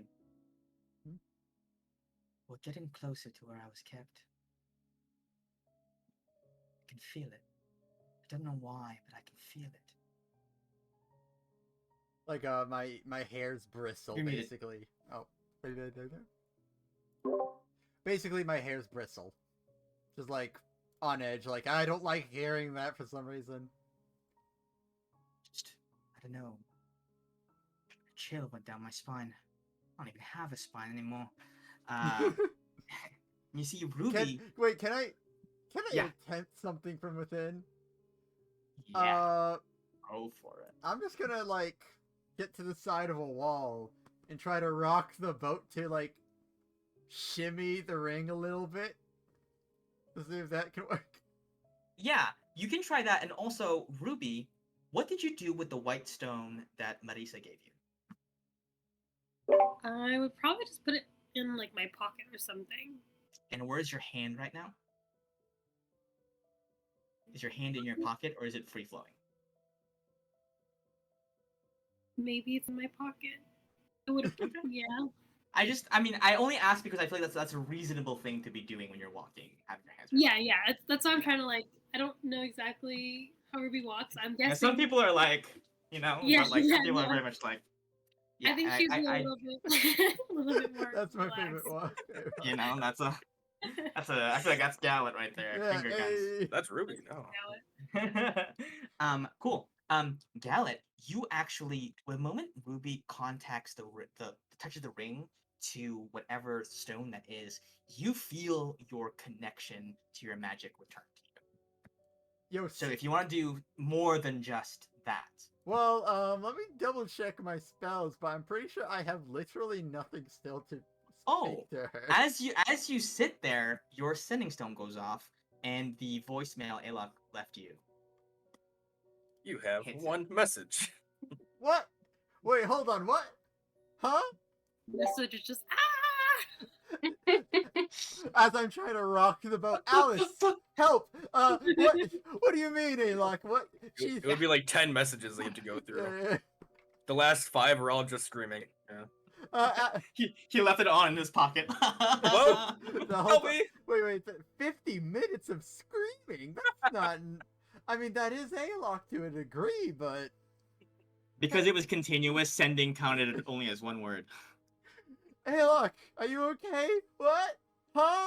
I'm sorry, we're in null sight. Oh my gosh, you're back. Are you okay? No, I'm fine. What's going on with you? Are you still in the tower? Or... Yeah, I think, yeah. We found a way to bypass null sight. If you can somehow talk to Ruby, or I don't know what's going on. I can't, but wait, great idea. You have the stamp with you, correct? Oh god. Yes. No. Unless are we still on the boat? I don't know where we are in this timeline. I would say that's probably while you are rallying up everybody to go. Okay, so I would still probably have it then. Or I guess Suma could do sending, but We I can't. probably didn't plan this that well. I'm gonna be honest, Alok. We probably should have given the sending stone maybe to it. Yeah, I thought about that right after I realized you weren't gonna answer me. After a Yeah, couple messages. yeah. I'm sorry about that. By the way, bad reception down here. Makes sense. Is everything fine? No one died? Not yet. So that's the problem. There's That's this wait, the flesh problem. monster. Yes, if you didn't listen to my message, Wait, obviously. wait, you have to restart the message. It was mostly screaming. Sorry, I cut off and there too. The message stopped. Um, there's a giant, very giant flesh monster Uh-huh. going to the docks right now. Madeline made it. Madeline talked to us, and everything's screwed. So we might need your help. If you need our help, now's a really bad. You know. Okay, we might not need your help because we are getting Tarek to help. And you saw what he did to the mayor list. That was really How cool. many bad decisions are you gonna make today, Alok? No, trust me, that was a good one that Suma made. First of all, but it was a good one. I'll be your scapegoat. It's fine. It's. I think it's a great idea because man, We if we were- just leave him in the front and he just gets clobbered by this, We were first Flush monster? warned about even going to check in on Madeline, and now you're saying, with the fallout of trying to check in with Madeline, we will get to Tarek, the guy we stole from. no, but it's fine because I'm not gonna take the stolen item to him, so he won't know. I do not know if that holds up, buddy. I was pretty. He could probably put it 1-to-1. It was me, but maybe not. Wait, hold on, out of character. So did you? Gallus stole something from him too. He stole a tear of Calypso What the? and the gun briefly. God damn it. Okay, but they don't Or know not that the I'm gun, not the gun. associated with it. Wait. I yes, the did gun. no Yeah. ammo. I stole ammo, not the gun. Ammo is what it was. Okay. Yeah, so okay. So I guess you might like say the group's associated then. Okay. Okay, just make sure you bring, okay. make sure you bring people that are, I guess, ranged. Yeah, I think we've got what we need. Okay, I think we might be tell fine. Suma, because we've already passed that area. A couple of minutes ago, we passed where Alice was kept. Tell Suma to tell that to Ruby now. Also, Okay. Alok, this is a rare chance. Hey, Alice, can you say hi? It's Alok. He's my Hello. buddy. Thank you for being my spirit interpreter that one time. Hold on, you gotta turn speakerphone on. I can barely hear you. Sorry. Thank you for being my spirit interpreter that one time. You were a fabulous medium. Oh, hey, I recognize your voice. Yeah, that was very scary. You know, it was Yeah. very No, weird for you me. did a great job. Yeah. Alok, descending. Oh shoot, Suma. So what was it? You guys passed the area that Alice was. We passed where Alice was kept a little. We talked a little bit a little bit ago, but just tell Ruby that immediately. Okay, I relay that to Suma. Okay. To Ruby, a couple of minutes ago, you passed the area where Aliceris was kept. Might want to check out which door that was. Suba, roll a d20 for me. Aye. Hey.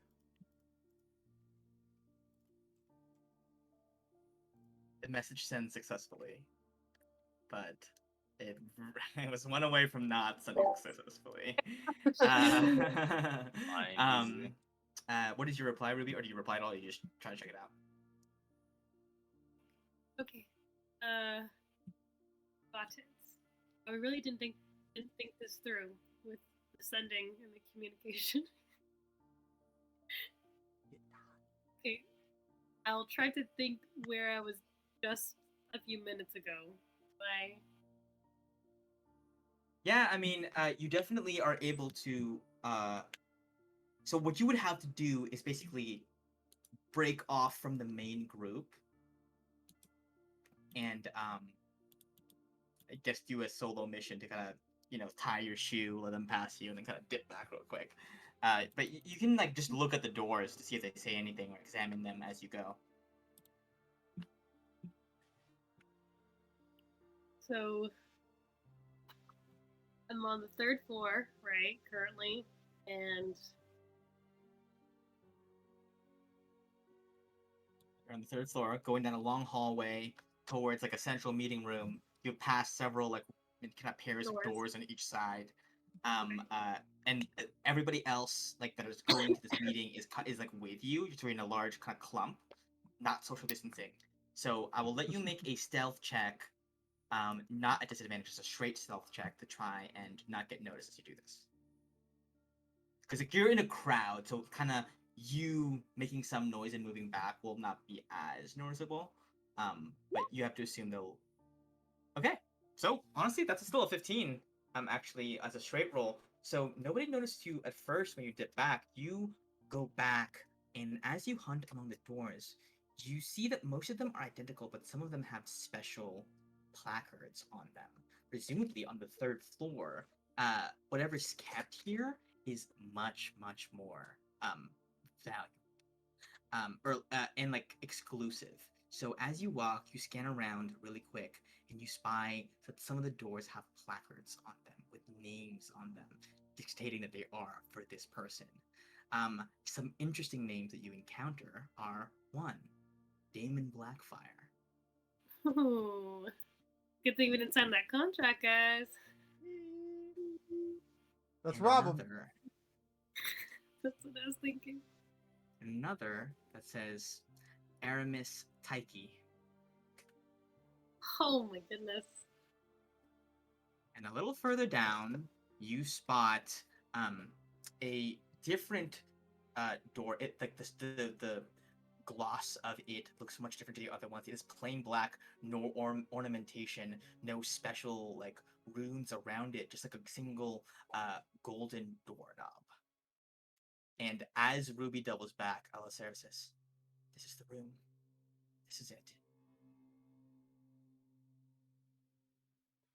Okay, once again, can't really do. I guess. Hey, Alok, I'm One. super sorry about this because Suma's gonna have to use another spell. But like one more spell, just say this is the right door. I think we need the spells for this fight coming up. Okay, can you wait? I don't think she's near anyone. Send a letter, quick. Just a really small one. Right door. This is the right door.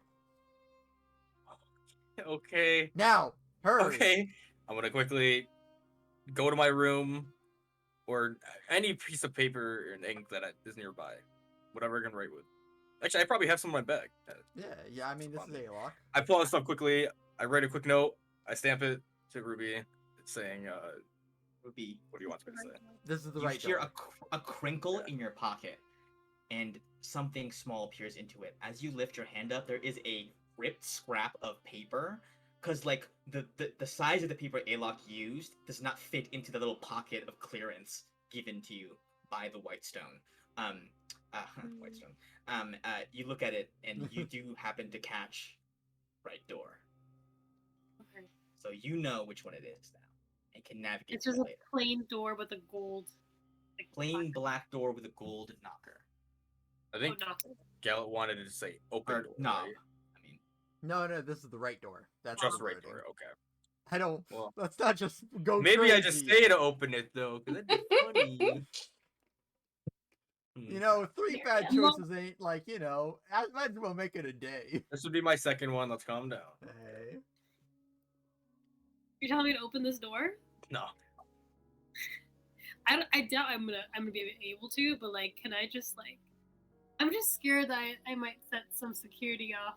Like, I'm Very- assuming if those other doors on like the ground floor had the white stuff around it to negate the null site, like these probably do too.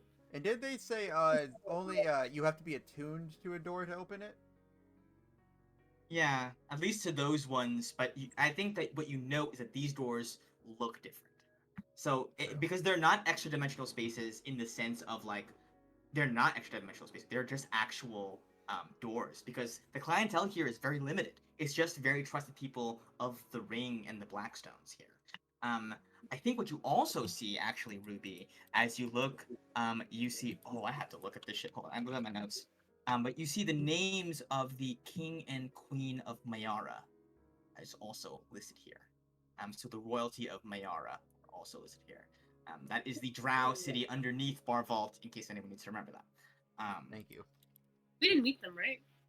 You didn't actually meet them, but you would have been familiar with their name from spending time down there. Shoot, did I not write their names down? presumably like Eric and Edith Mayara. You don't need to know that. But yeah, I did have names.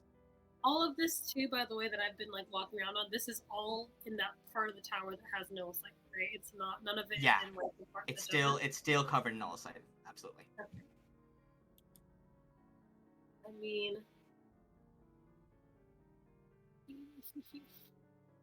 I guess I think I you wanna get to decide push one. right now what you want to do. Can I do an Arcana check to see if I can feel anything like about? Sure. Doors? Yeah. Yeah, do that. What's the vibe check? Don't forget, guys. Vibe check the door. Oh well. Common sense would dictate there is, but you don't feel it. Like, you figure there'd be some kind of shit on this thing. Should I just go? Should I just try to push one in? Because like I mean, I just always say like if I was looking for the bathroom, right? Classic. Huh? It's If a you do- classic if excuse. you do this, I was Gal's looking gonna for say the it's mine. bathroom. My bad decision. I'm gonna blame it on someone. Yeah, it's gonna be blamed on me. I didn't even I'll say just- it. I'm just gonna be like surreptitiously just like try to like see if any of the doors budge. So you're just like testing the lock with your Yeah, brute yeah. force. Nothing happens as you do that. It doesn't seem to budge with that physical force applied to it. But it doesn't like suck you in or like, it doesn't like, I don't know, turn your hand or your shoulder to stone. Technically use a spell, but no, it's okay. That's it. I'll Gala head to is the- just panicking in the ring because he hears the doorknob trying to be turned. What Wait, are are you you doing? Wait, you're just bumping against it, right? Is that what's happening? Yeah. I'm like going Oh, against like okay, a wood part. of the okay. door. I'm not touching the knob. I'm Okay. like, Okay. Great. yeah. Okay, good to know. Wow. Why do I feel That's like probably more concerning. You just hear like Yeah, thudding. yeah. It's still, honestly, I'm still freaking out. These noises, I should be hearing her walking back to my, is what I'm You thinking. getting your ass beat up there? Ruby, Um, don't be an idiot. trust me? You suddenly hear Ruby as you feel that this thing will not budge and will likely need to be tried from the knob. You hear a voice go, I do not remember ever at any point saying that breaking off from the group was allowed, but I thought that was common sense. And you see Estelle has noticed that you were gone at this point, because some time has passed, obviously. No one noticed you leave, but people noticed you were gone later on. And you see a couple of people from Argenta and Aurea, the Silverborn and the Goldborns, are kind of there with her as well, and going, well, she's a brawn anvil girl, and really don't expect much more of her. And you watch, as he says that, you just hear a flurry of footsteps, and your mom just running decks him across the face. Oh my god. And he boom splats to the ground, and she just leans over and say, "Don't you dare say another word to my daughter again!" And she spits on him. And immediately, there's a hubbub, and people are pulling her back. You see Estelle goes, "Everybody calm down." And you see she uses thaumaturgy to make her voice go, "Silence." And Meanwhile, everyone the kind keys are trying door again. of. Oh, that's crazy. Oh, what is that? Okay.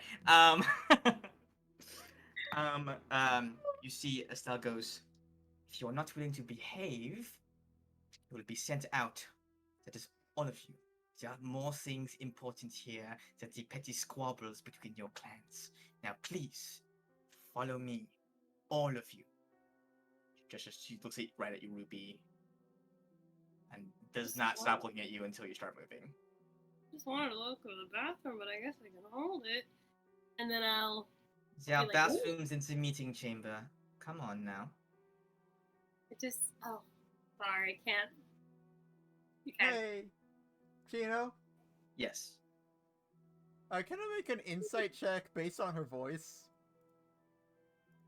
Sure. I just want to know, is it like, hey, don't go, like, is there like a somewhat actually trepidation or fear of like, don't open that door? Insight -1. Let's do this. I think she really wanted you to open that door. Yeah. Wait, that means She just we didn't want she just didn't want anybody to see what else was there because you're Huh, special. Interesting.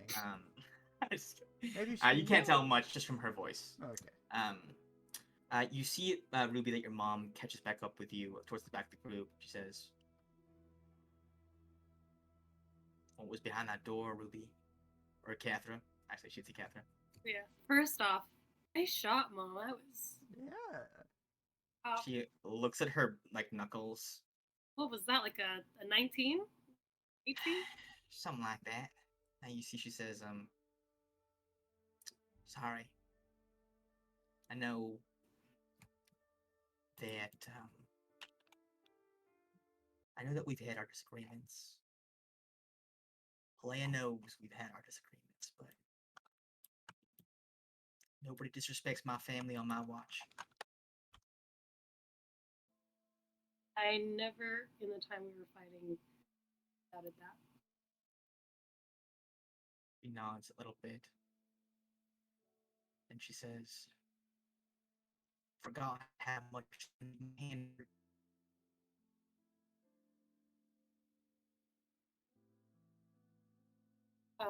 You cut out for a few seconds. Yeah. Me? Yeah. She Oh, forgot how much something. She said, I forgot how much that made my hand hurt. Now, nobody ever tells you the first time you punch somebody in the face, it hurts like hell. Oh yeah, you Yes, gotta. if you don't do it for long enough, you forget. It's not like riding a bike. You gotta make sure not to stick your thumb out. That's or like put your thumb in. It's just don't. Rookie mistake.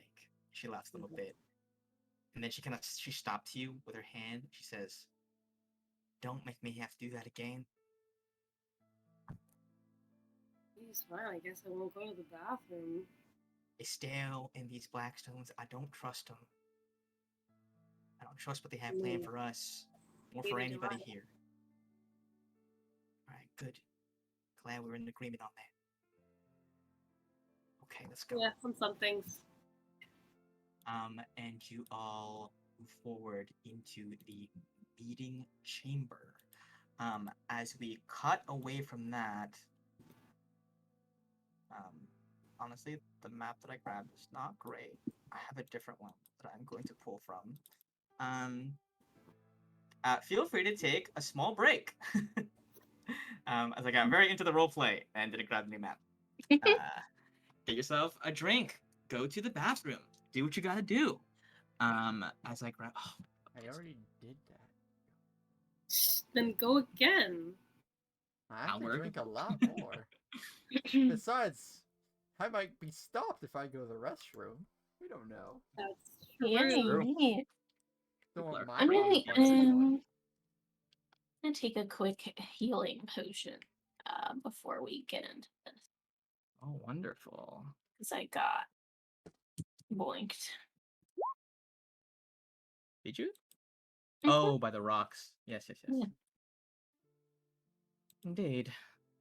Yeah, let's use our resources. Yeah. He's a big, scary boy. Honestly, I think you guys can pretty much shake him like boxing style. Like, I don't Definitely think. a good thing we ran there. We would not have won that fight. We could have taken off. Yeah. 2 attacks each. That's 6 attacks in a round. Well, yeah, but you have to Doing think about how 17 many damage attacks in you 1 can attack. do. 1. Alok does 1. Stuma does 5. I think it's still so. Andros. I think Andros does 2 now. Is It'd he still level be 5? 1, probably. Level 4. Okay, that's 1. So I that's hate to see it. 7. Yeah. That's 7. With those numbers. And they were doing 17 per hit. Well, Based on still yeah, what we but like saw, they it was have to 17 hit it. damage. I mean, Yeah, but the thing is, if they hit 2 attacks, like if one creature managed to hit both on Alok, that's like half his health. Well, yeah, but Alok's never really in danger like that, you know. Yeah, that's true. But then we assume what it was. Okay, I got a map. mean, yeah, I guess. Okay. Let's have the Listen, I didn't- wizard front line. I didn't realize you guys were gonna run. We don't have front lines. That's my bad. I forgot that's like your favorite move. Yeah. Oh yeah. That's a good bunch of. There's action no up way. now. Hey, you had the wizard and the rogue fighting these things alone. Those are the Yeah, two people that run. I thought it'd be funny. The two people that don't want to be But front line. I guess Andros the was wizard. there too. Yeah, you had a barbarian to tank. He for lost you. half his health in one hit. He didn't rage yet. He wasn't raging yet. Yeah, Yeah. An unfortunate. That means it would have been a condition. quarter of his health. That's still 4 hits. What is the fucking dimension? Look, if we had a healer with us, we would have been fine. But we're not living with a healer. What's up? Oh, you're Weren't saying you- that I have to heal people instead of saying that I never heal you guys? Wow. Well, I didn't say Ruby. I That's said No, you Avery. didn't say three that. bad ideas from Alok. God. I am so sorry about What was the third one? Having Ruby? calling Ruby a non-healer. Oh, that's don't even mean that's a bad idea. It's just speaking the truth. I mean, it's still a bad idea to say that. Okay, that's fair. Yeah. Okay. On the day so of the heist, sorry. she gets no healing spells. Yeah. Don't worry, Okay. but she got melted Because into I'm stone. influencing that. I won't. I also won't get revivify. So Oh, that's just rough. We won't need at it. that It's gonna point. go off without a hitch. Yeah, honestly, Ocean's 11 time. Just Ocean's 11 with a bomb threat that we know will go off. There you go. And then still a fight after. Oh, a big boy. The big boy is coming. Okay. Cool. Cool, How cool. fast Dating or maps. slow would you say he is? For example, if he took an hour to get to the docks. Probably, yeah. We'll say this. We'll say an hour sounds relatively. Perhaps doable. enough time to squeeze in a short rest. I would say no because Okay. you guys were like running around doing a lot of stuff, like casting. That's spells. fair. Just figured I'd Yeah. ask, just in Yeah, case. yeah, yeah. Alright, well. Because, you let's see. know, test the waters. Do it. You guys got Suzanne. You guys got Andros over here. Do you want Del to fight with you guys? No, Okay. unless Alok, you think she should. But I don't think so. I wanted to bring people that we know we can trust in a fight. Now I don't. I'm not saying that Del can't, but like I don't think this is where we test that. Yeah, we haven't used her abilities yet, so she's kind of an unknown. Mm-hmm. Excellent. Okay. Then I will bring everybody. I think we're gonna end the session with like kind of seeing where this fight goes. Mhm. I think with maybe a brief cut back to what's happening in the meeting chamber. So I'm just gonna bring everybody to. No, the it's kind of map. fucked up, but the crewmates on like our ship, it's basically like a roguelike. You know, we just put them in a party together and we have them fight and we're like, let's see how good you are, and they level up over time. But if they die, they reset. I Yeah, like that. It's like a hardcore roguelike. I'd love to see it. Okay, feel free to Pretty drop much yourselves so. anywhere around here. like how you guys have 2 combats and then me and Gal are just chilling. You guys are combating a lot of things. We are not on the map, by the way. You're not? I'm really happy that we're gaining so much from your side. Yeah, we got in a You know. fight that we ran from. Then you got back into the fight. That we're probably also gonna run from. We're doing hard work here. Wait, I feel like this looks. So anywhere on here, do we know where he's coming from? From the Probably south. from like down. Okay, so yeah. This is very similar to the Olgoth Plaza map. It's by the same people. Is there a way? Okay, so yeah, what's I going on right recognize now? What's the chaos? Are people running around? Does anyone know what's happening, or are they just? Yeah, so by villain- the time you gather your party, everybody is kind of like screaming that this thing is coming from the south. It seems to be marching towards in this rough direction. So you guys kind of meet up here to kind of catch it in the middle. So kind of as you finish your preparations, you do all that stuff with like gathering people and like all those sendings. This thing is making its way, I guess, kind of towards the sea almost. It's just kind of going in a path. So feel free to position yourselves and let me know where you want Andros and Suzanne. Okay. So, a lot of questions. So, how big is this thing? How tall is it? Is it like the same size as the Marilith, basically, or? I want to say it's like 30 feet tall. Okay. This thing is ginormous. Yeah. And then so civilians are getting out of the way. Do we see Tarek and his crew anywhere? Tarek and his crew. Yeah. You definitely see Tarek and his crew coming in. Well, actually, you only see Tarek coming in from the west. You see as the chaos kind of unfolds, Tarek has directed his crew to help the civilians. Really? Cool. I like That's Tarek. cool. I guess I would probably be closer to there then, because I would want to sort of meet up with him. Just be Yeah. like, Just hey. If I'm just gonna get on like some sort of rooftop that like has good cover from this creature. I don't know. What weapons does Suzanne use? she's a Mostly. rapier and a short bow. I think we'll go on this roof right here. All right. Maybe she should be like on the ground, but shooting at first, like not up close. I'm gonna just sit up here, stealth, and You want Suzanne in a similar position, or from the ground? You said. Yeah, so maybe like ducking under one of these tents here in the middle, so Wow. that she. Shockingly low from Alok. yeah, Oof. it's horrible. Suzanne's gonna stealth as well. Okay, a little bit worse. She goes, just following your lead. What do you want, Andros? Another one on me. On you? No, so that's another one on me, like the bed because she's following me. Oh. Andros, I guess on the opposite side of me. Hopefully he can help with me flanking Great. things. Opposite side of you, right here. Alrighty, our contestants have stepped up to the bat. You hear it. So, accompanied by the screaming wails of civilians from further in, you hear as this thing like kind of lumbers over towards it. You spot it arrive, and it is towering above a lot of the houses here. And it is like kind of just destroying things along its way as it's walking. And you see this guy needs to roll initiative. Let's be a little turn for him, Mr. Golem. 3.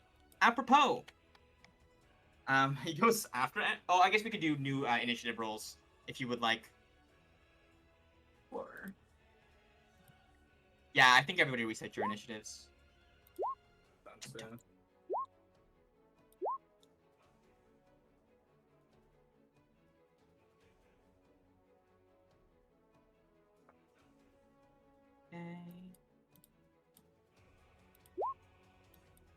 Hey, Damn, let's everybody. go with the crew. Oh my god! Wait a minute. So Suzanne gets a 24, nat 20. Andros gets a nat 20. You see, he They're goes. on it. I'm not going out like a punk this time. That Madeline said some stuff about me and I didn't like it. Let me delete this old. What fight did we have him in? Was it the one against Dirk? Was that it? Yes, the one I think against that was Dirk. the only fight we had him in with us, though, and he got just walloped. I'm pretty sure. The least dignified person to be killed by. He Yeah. took good hits. I think he was, yeah, but I don't think he was doing much. I think he kept missing all of his attacks or something. Us having a frontliner is pretty big. Oh yeah, it's huge. Oh yeah, for sure. Also Effectively now 84 it is. health. Yeah. Yeah. Ooh, what's a nat 1? That's double. Just under double my health. Okay, I'm setting up one last thing here. 1 second. Doing some stuff under the hood. Huh? I'm doing some stuff under the hood. Yeah, but like what that stuff exactly? that you can't see. Oh, that's so. Okay. All right. So it's Suzanne's turn. She goes, "Holy shit, that thing is fucking huge. What did you fucking wrap me up into?" And she's gonna peek out Oh, I don't know what she wants to do. I think Suzanne is gonna hold her action to fire a little short bow because yeah, don't think she's gonna be running towards this thing at any time soon. That's Suzanne holding her action to shoot when it gets into range because she's kind of blockaded by the cover she's behind right now. Andros is going to rage. Andros is like, all right, I'm fucking ready to go. And he is going to. Andros rages in a way that you haven't seen him rage before, where he looks like he like stomps along the ground as if about to build momentum, and then he is going to rush out to kind of take the brunt of this. So gonna use his action to kind of get in the way, or movement to get in the way, and then ready an attack at the flesh golem when it comes near. Okay, that's Andros. Next is Alok, all the way at 12, which is shocking. Yeah. So I'm on the roof. I probably can see him, right? 'Cause it's, You like, can see him tall from your above vantage tower. point because you have elevation. Yeah, for sure. Then I will just quickly pause. Does it look like it sees my friends and like it's going for them? It doesn't look like he's going for them specifically. Maybe he's now seen Andros specifically. Because Andros just made a lot of noise and movement. Yeah. So I'm just gonna do what I do. I'll pop up and I'll take a shot. Do I get the advantage or not? With the 14? You have steady aim, right? Yeah, Oh, but I don't know. His whether passive or not- perception is 10, so yes, you do get advantage. Okay. Yeah. Yeah, you're hiding still. Both Yeah, you and Suzanne will have it. Hey, let's Ooh, go. definitely almost. hits. So close. Roll me that damage. Wiggle him a little bit. 24 damage. All right. You see a little bolt chunks into his head. You see some like chunks of meat fall off of him, and he just keeps walking. Hey, That was not actually bad. more than I expected. Yeah. Not bad. After that, Now, I don't know how you're gonna rule this. I imagine just staying on this one roof and constantly stealthing on here probably won't work that well. It's up to you. I don't know how smart this guy is. It depends because I mean, his passive perception is not that high, and he's not that intelligent. He's more of a brute force in nature than anything else. Okay. Then, just once, I'll trip him up by, like, different parts of the roof I jump up, So I'll just move one over and with a little bonus action stealth. Okay. Oh, there you go. Woo! Okay, you head out of the way. Suma, your move, my friend. Oh boy. Okay. Bonus action. We'll start off a Blade Song. It's classic. It's jiggy. And then I will use my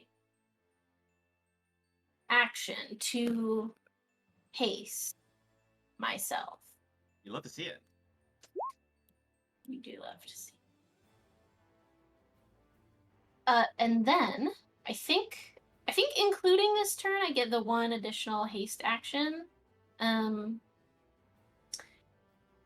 In which case, I will use it to dash so that I can zip all the way. I can't put myself on the map there, but like behind him. Like I want to kind of make an arc around him. I have with haste and blade song, I have like a million movement. So I'm gonna make like a wide arc around. Actually, go ahead. Un momento.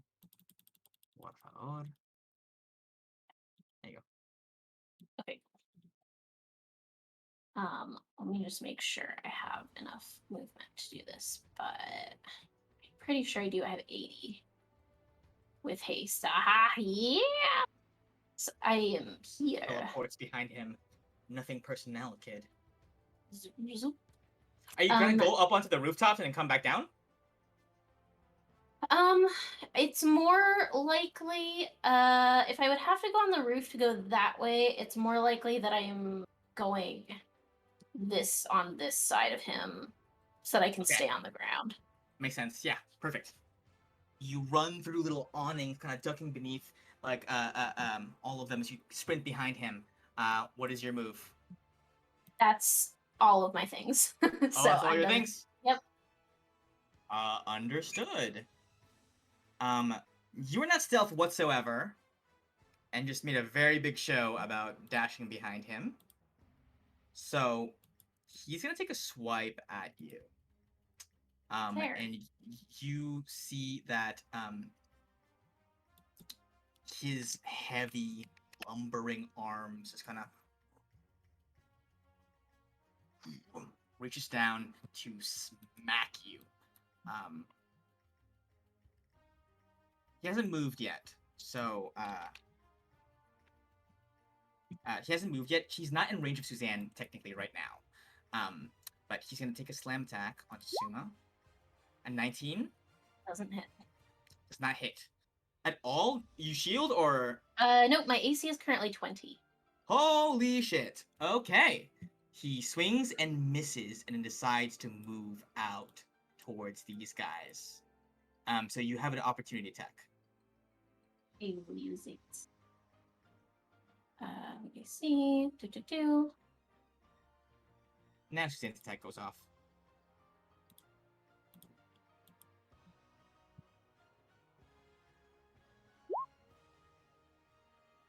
Wow, Uh, the 9 will not. Do you have disadvantage?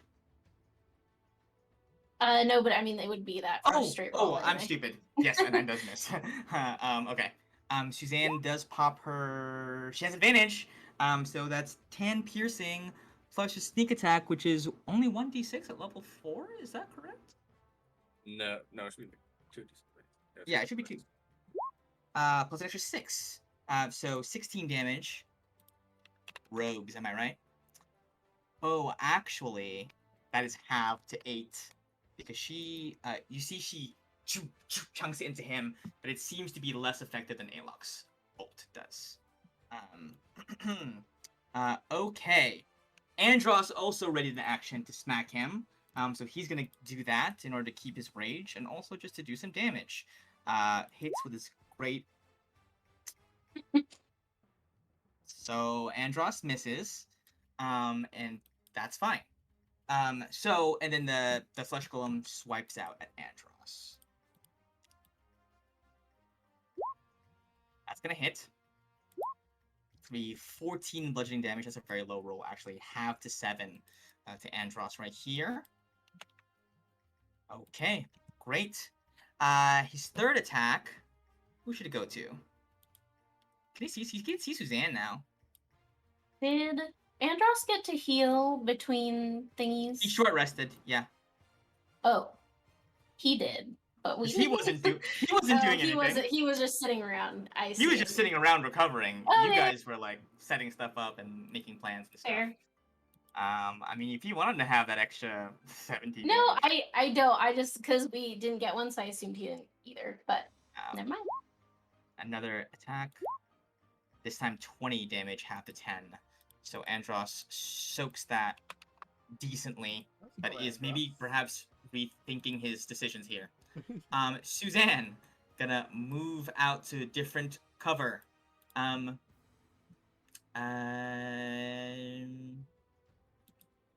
She's gonna shoot.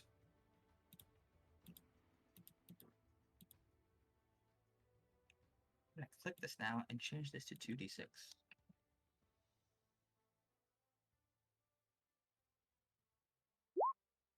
22 is going to hit. That's 15 damage. I have to 7. Let's take a little bit of a chunk. After Suzanne, you hear something from the back. Alok and Suzanne both hear at the same time. You hear, Alok weren't lying when we said it was a big one. Target practice, you say? I've never been more pleased. And you see Tarek Seabane arrives onto the scene with a nat 1 still going before Suma somehow. Okay. That is Suzanne's turn. Andros is fucking hurt. But kind of feels like he has to try and hold his ground here. And is just gonna fucking smack him again.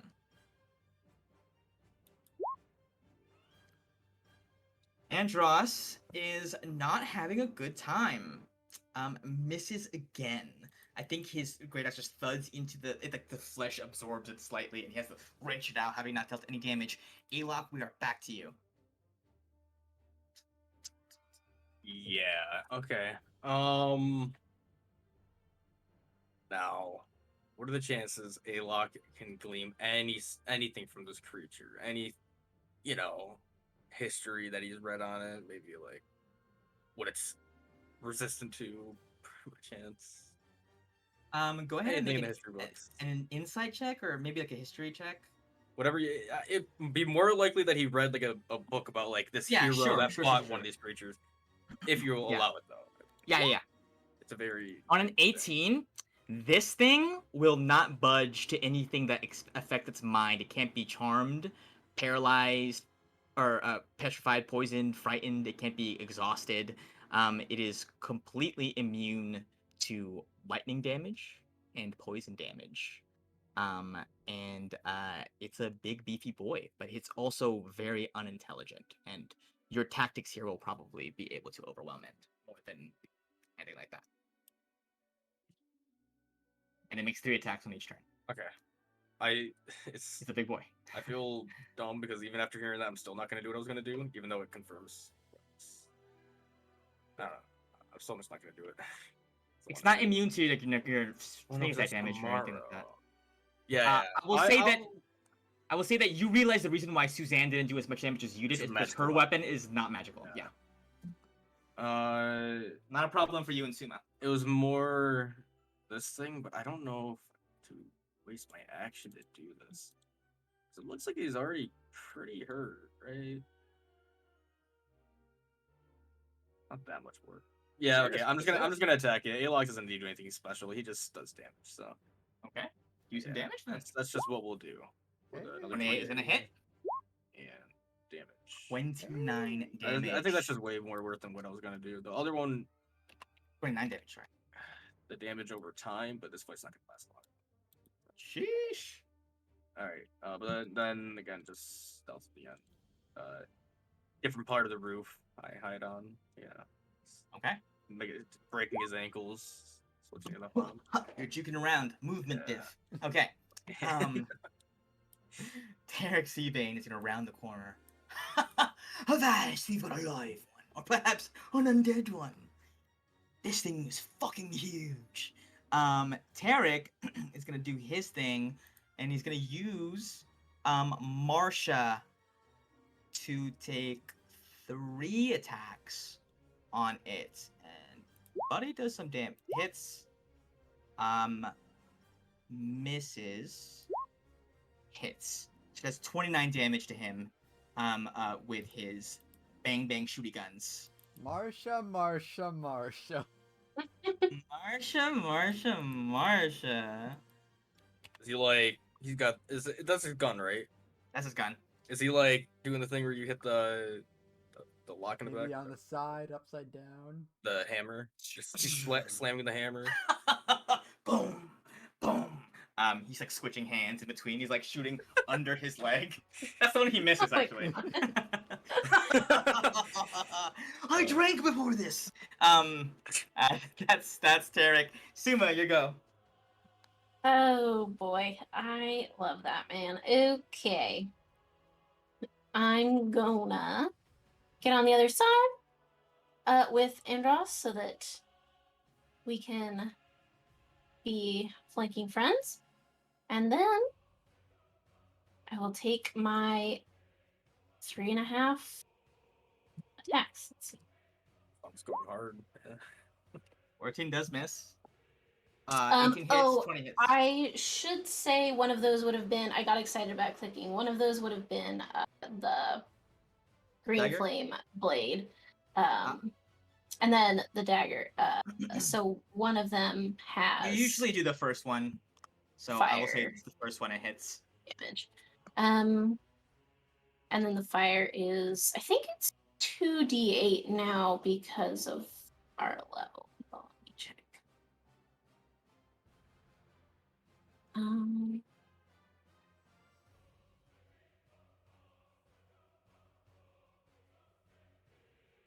Oh no. It's not. So it's just 1d8. For a total of. Sorry, I suddenly lost the ability to read.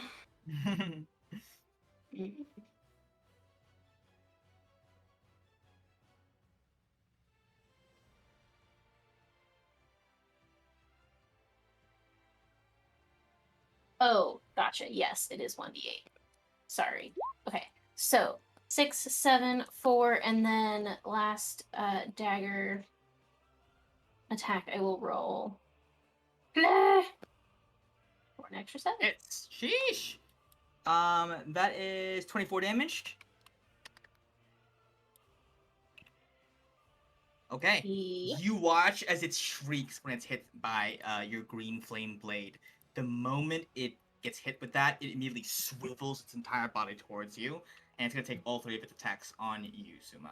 Ooh, Spicy. A 17 misses, 14 misses, and a 19 also misses. Let's correct? go, tank. Yep. Woo! Okay. She is our tank, or he is. Misses every our single hit. wizard. Suzanne gonna lock and load and Crazy. take another shot. You know she's good for it. Oh, she can hide first. Okay. Does hit. 6 damage. She's chipping in, okay? She's helping. Yeah, no, it's Chip. It's Chip. We take Chip. Andros goes, "It's my turn, you piece of shit." Please. This Calm down, time, Andros. It's not You that, can do it's not that it. deep, bro. just barely. Come Just on. barely misses this time. I'm getting closer, I feel it. Does he have No. advantage? Oh, he does have advantage. Oh, right. Yes, he No, does. now you're just gonna make him look even dumber for missing more. I know. It's He had an not advantage and funny. he still misses. Now he's just gonna feel really bad. He Oh. hits for Talk to 16 it, slapping Justin. damage plus 18 damage from Andros. Oh. A half to 9. He doesn't have a magical weapon, but he goes, "I got you, you piece of shit." Alok, your move once more. All right. Insane. You guys A-lock ready? play Are you coming. guys ready for this one? Insane A-lock play Yeah. coming. I'm Are waiting. you ready? This Alright. is gonna be this is the tech. I'm not ready for this. I'm All right, ready. that's my turn. Oh my fucking god, that hits 22 Whoa. damage. Holy shit! And you did That's- 22. Yeah. How did you know to do that? Oh, Tarek man. goes, That's insane. "I'm after him." Good job hiding there, boy. Don't know where he went, but I'm gonna shoot him a couple more times. Target. Oh. I may be a bit too drunk for this. Does do 11 damage though. In the meantime, we are back to Suma. Wow, Alright, already? Fuck him up, King. I am I'm speeding through this going. combat because it's almost time. Or it is time actually. It's past time. But we did start late. Oh boy, oh boy, Not oh sure, boy. yeah. Which? Okay.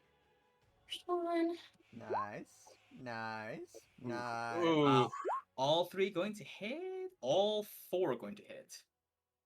12, 24, 35, 39. Is that correct? You know, something light. Probably. Something light. We'll take the chip. But- We'll take Wait. the Suma is chip. just so 12, cool. 24, 35. 39. Okay. 39, indeed. Every single hit landing.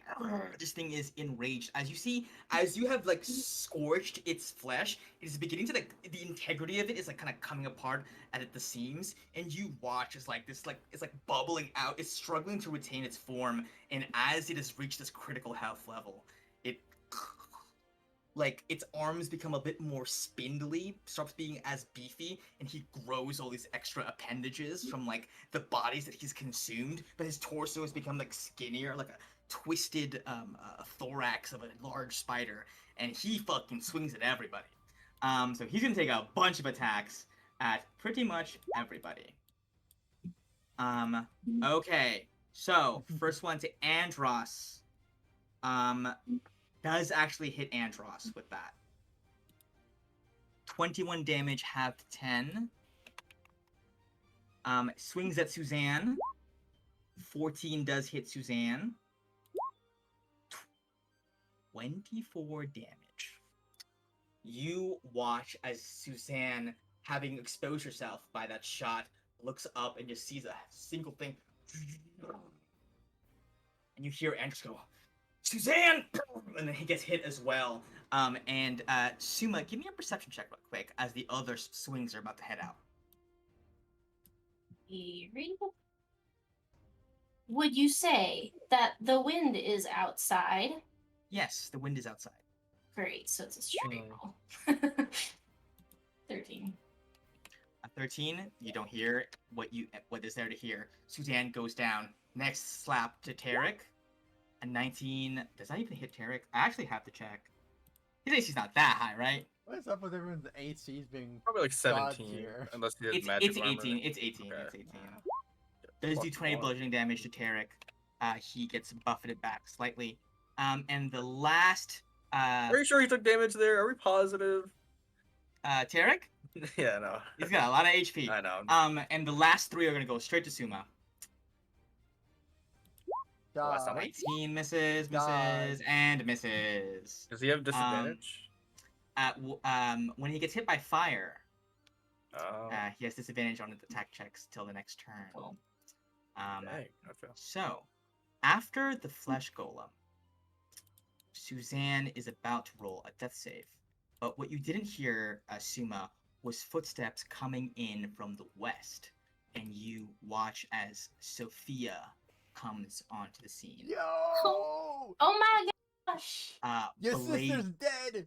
We should have Blade called drawn. Oh, shit. She's gonna be so mad at us. You see a frenzied look on her face, and she just runs up and tries to gut this thing, kind of dodging, weaving underneath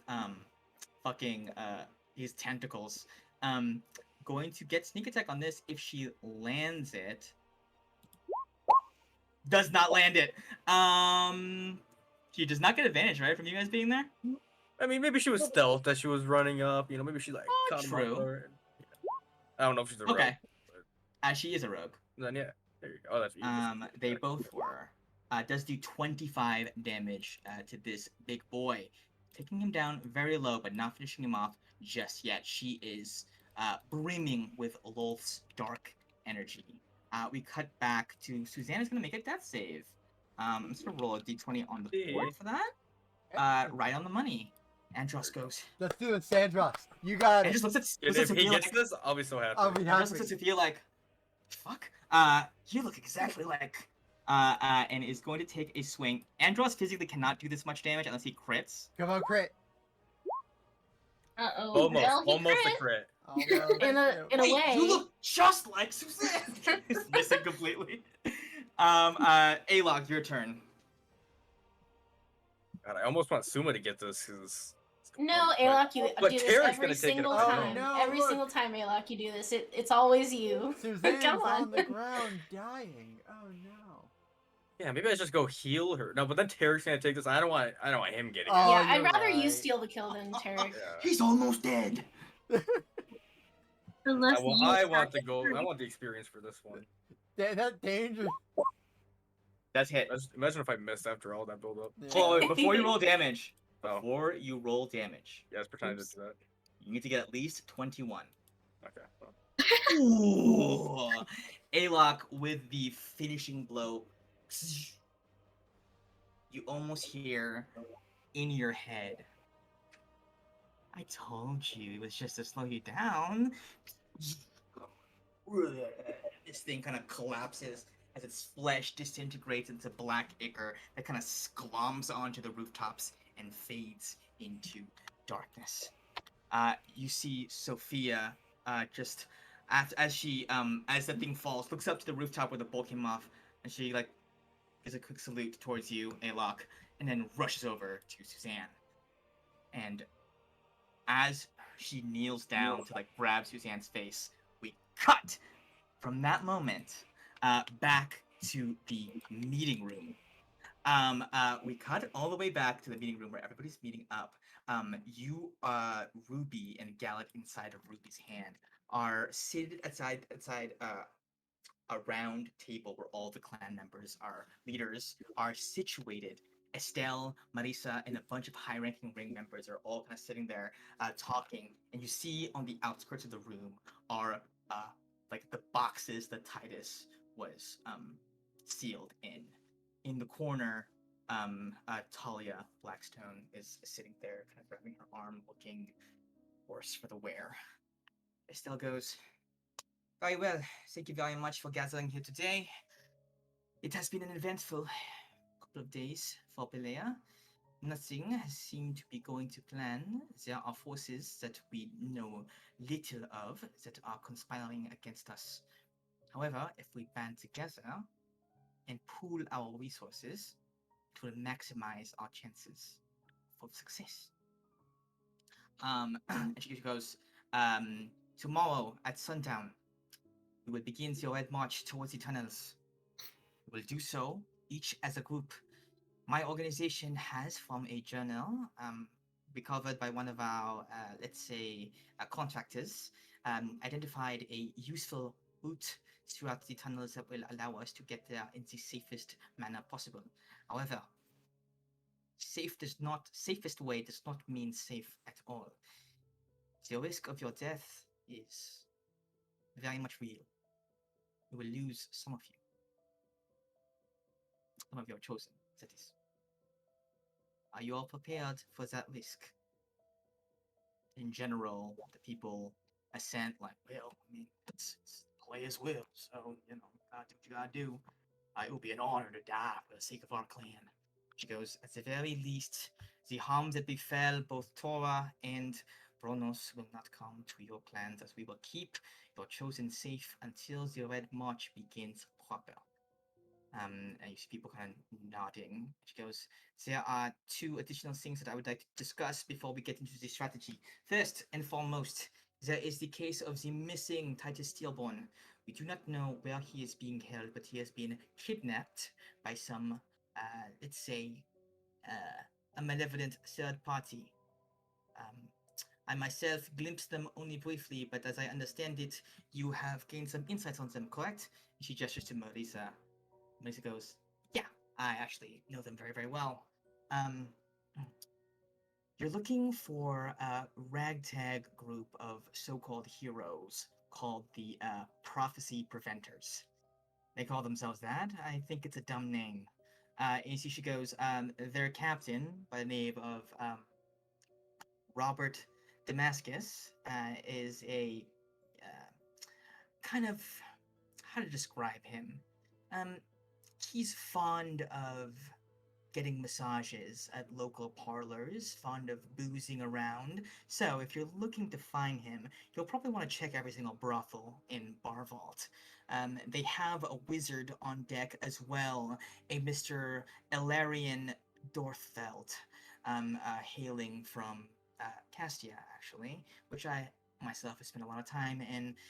He's an interesting one, but the thing is, he has a very rough temperament and likes to start fights that he can't win. So, you should be able to take advantage of his relatively low intelligence in order to start a fight.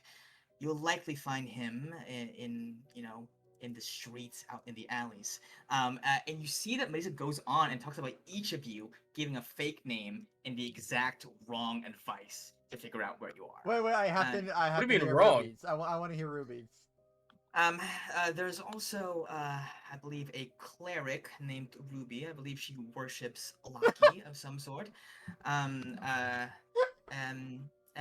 Actually, she's the one you have to worry about the least. Very sweet, very docile. Mostly just does whatever her friends tell her to do. So actually, if you can isolate her from the rest, you'll be able to turn her very easily. Her mental is as soft as as cream. And she goes, "Finally, the last one. His name is Baylock." Damn it. The most bloodthirsty of them all. He is the most savage and vicious combatant I have ever laid my eyes on. He will gut you without a second thought. Mostly spends his time in taverns, drinking exclusively hard liquor. If you want to find him, he'll be there. So, if you have any of your contacts around in different cities, your ambassadors, make sure to send message to them and look for these people at those places. They might be able to find out where Titus is hiding.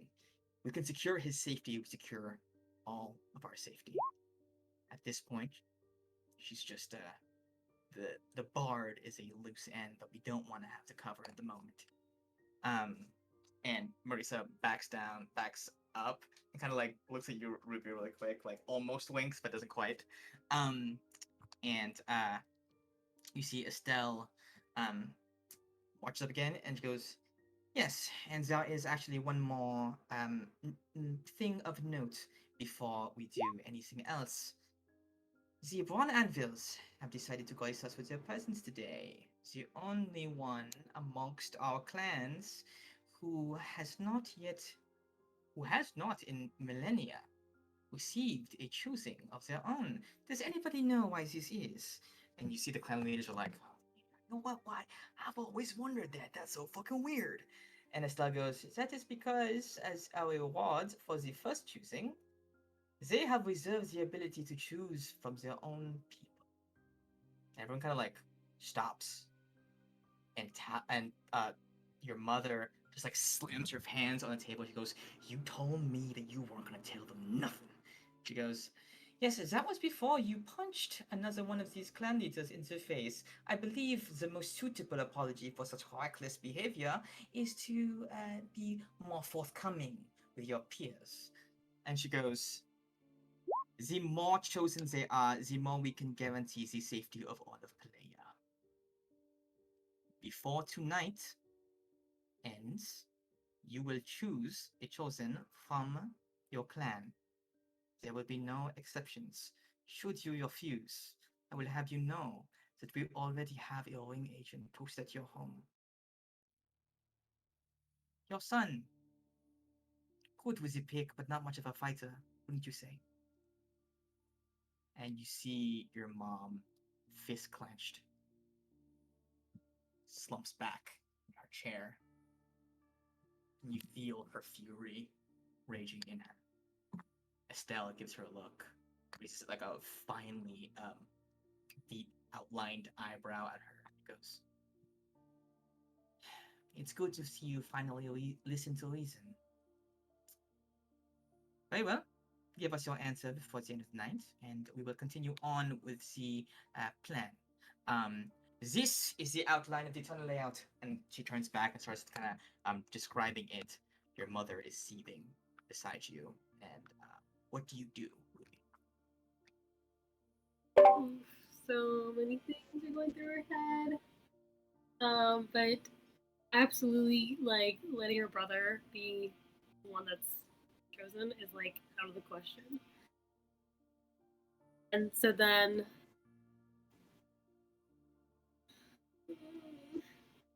she'll probably like quietly get up. Like I don't know how scrapey the chair is against the floor. Like cough. Something the matter? Do you need to use the bathroom again? Oh, that was good.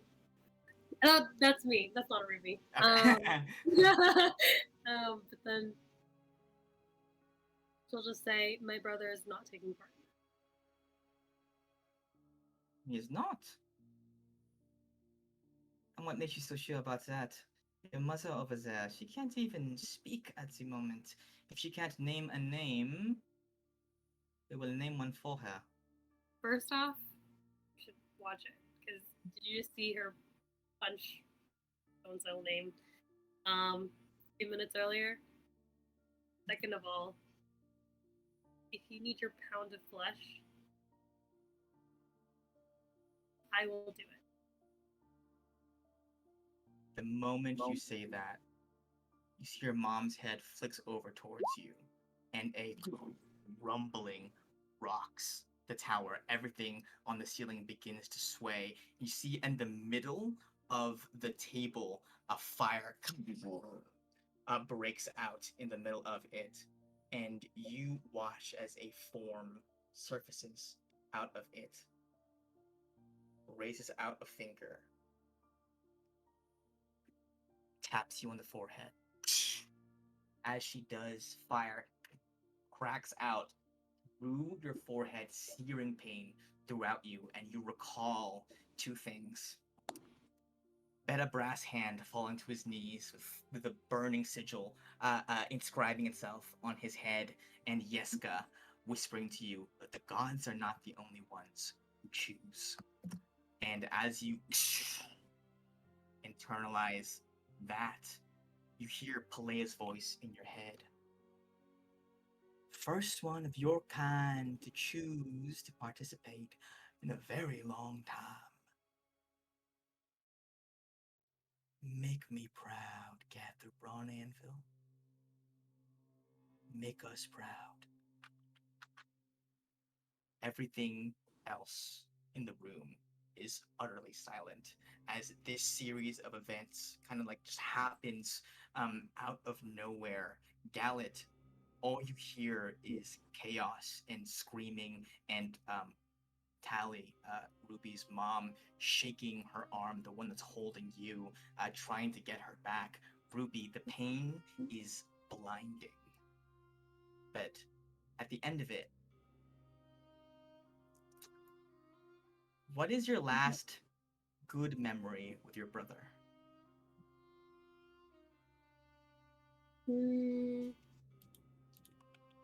Maybe like crossing rocks somewhere, I don't know, some random lake, and talking about what we'd do if we'd ever didn't have to do what we're currently doing when we're stuck in our situations.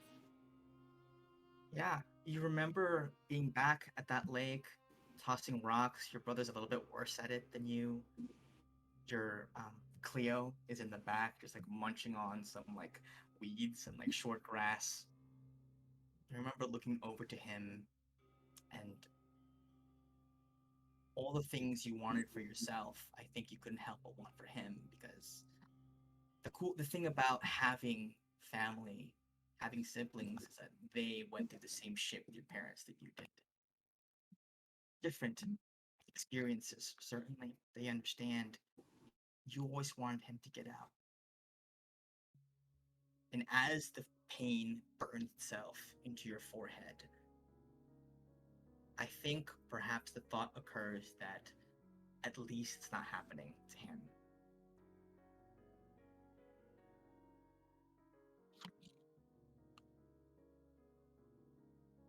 As that dies down, both in the assembly room, in the streets of Bar Vault, and in the docks of Blackstone Bay, as Sophia is attempting to shake Suzanne awake, Suma and Andros rushing over there, Alok clambering down from the rooftop, Tarek chugging his flask, a voice resounds out. The last of the chosen has finally arrived. Welcome and good luck to Cathro Braun Anvil of Capra. And that is where we're going to end tonight's session. That is where we're going to end it here. Thank you all for bearing with me as I had to come in a bit late. And thank you all for staying a little bit later so we could close out this session in style. Yeah, I feel good about that one. How do you guys feel? How do you feel, Bev? It was cool. I just think it's funny that like Alec and Simon probably have no idea who they're like, oh, that's cool. Yeah, that's why. like, I oh, watched it, like, okay, it's cool. Okay. I guess this is a new one. I think What I a heard context of clue. Capra I thought it was gonna be before. Ruby, but I guess not. Yeah, Yeah, I feel like there's a lot of context clues. The whole Yeah, time, I mean- No. was Pelea talking to Ruby. I just imagine. Wait, who is that? They sound pretty like intimidated. Huh? Why is everyone screaming? Huh? Should I jump out? Oh my Ruby. god! In the midst of I all thought that, Ruby- just like Gallet just starts swinging like, ah! I got you, Ruby. Oh, alright. He pops out. What the fuck? And I, Nice. as well, will join. Would it have changed anything? Because I also in my head was thinking like I'll do it unless someone else volunteers. But I just didn't say the last part. Would that have changed? What would have happened? Oh, if you said that, Yeah. Pelea would not have recognized that as a proper choosing of oneself. If you said, unless somebody else wants to. Someone wants to do that. I thought Ruby was gonna walk up to her mom and be like, "So you're gonna do this or what?" What's Your up? mom would have come to you at the end of the night if you hadn't done this. Your mom would have been like, "Listen, I'm I'm gonna send myself in there. All right. If I don't make it, you take care after These are your just brother. All bad right." ideas. Your mom's Um, so cool. Why don't you ever talk Yeah, about she's your really mom, cool. Ruby? Gosh, dude, you don't get You it. guys, you guys don't understand. She's so lame, bro. Yeah, she punches please. people. I mean, that's so No, passe. that's the first time she's done that. Okay. Look, They've seen. she's Yeah, been rambunctious sometimes the whole time we've been the here. the trauma of losing a child for a bit will change you, right, Suma? Wait, We have what? a lot Huh? to talk about. Look, like she went through essentially what Suma, what not quite the same, but like Ruby could have been kidnapped. She could Yeah, fix what that. You know would what I mean? Suma have done if, like, her daughter said, "You know what? You're sort of lame, old man. I'm leaving." Would you have been cool? I don't know. Well, I guess I'm curious about what would happen if, like,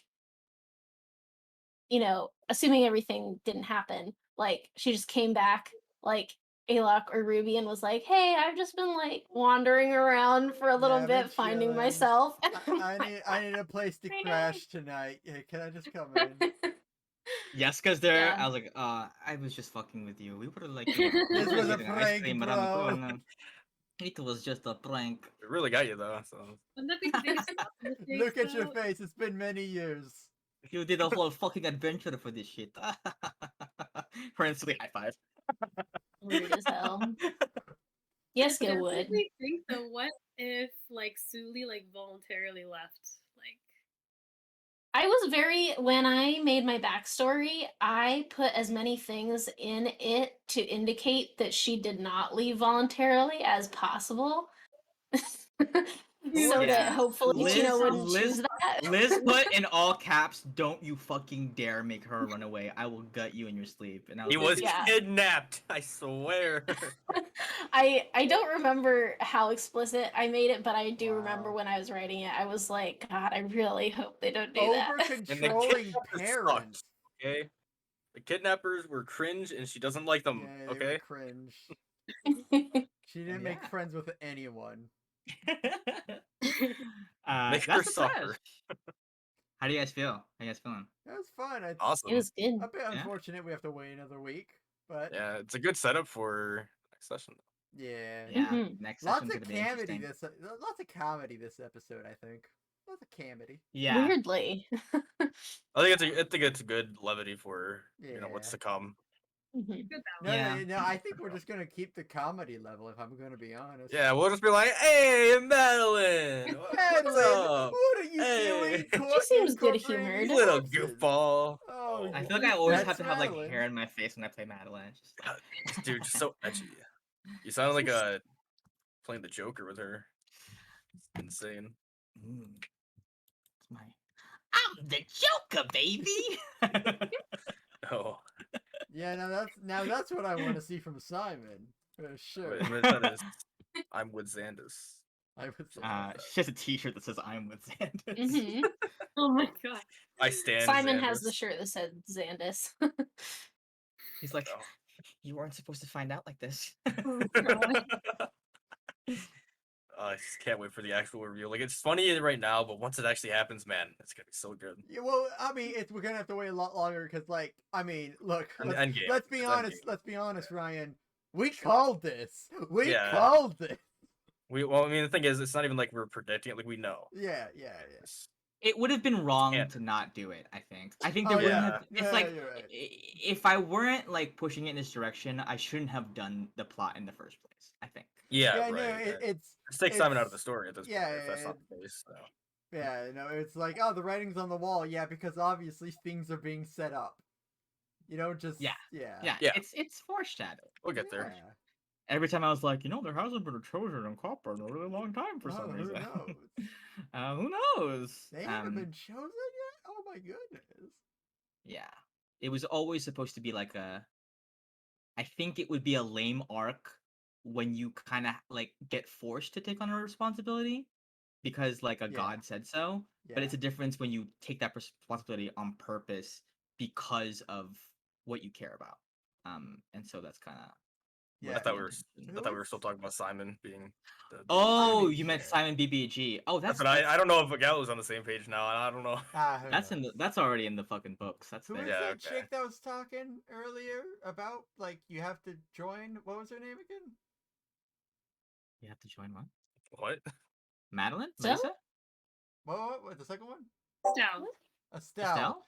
Do I have her notes anywhere? I don't know if I do. She Well, killed you. Well, I know. Oh yeah. Okay. No, I definitely have her notes. Oh, Yeah. that's a little goofy, you know. Yeah. I'm happy that I got a lot of good intel today on who I don't like. So that's good on my end. Basically, Definitely everyone that's don't not like in the Estelle. party. Yeah, I don't like Estelle? Estelle. Yeah. Nobody And, likes but Estelle. Maurice as well. Like she sucks now. I like Estelle. No, well, Estelle, Estelle, or Estelle. Yeah. the chick that killed us. Yeah, it was pretty cool that she murdered us. Yeah. You know, honestly, I'm into girls like that. You know, the bad boy types. You I know. want a girl who can literally kill me. Yeah, it's not even just up. I want her to like, fucking murder me. I Just wonder whenever I who want. to already have murdered me. Yeah, I'm. That's a prerequisite. Yeah. I need you to have already killed me once. Yeah, And if sorry, Otherwise, you what are we Miela. doing? If I'm still Miela hasn't breathing, killed me yet. then I'm not into you. That's how. See, it works. Alok doesn't take things slow. He just there's nothing there with Miela because she's too, nice. She hasn't killed him yet. Milk toast. You know, see, just nothing. I don't know. It's just like by the third date, my ex already killed me twice. So I just feel Yeah, like it's not really going. Yeah, and you really haven't even killed me. You haven't even like tried killing me yet. Like Right. I have all my limbs and everything, so I just feel like maybe it's just not working out. Yeah. It's not me. It's you. I'm pretty Yeah, killable. for sure.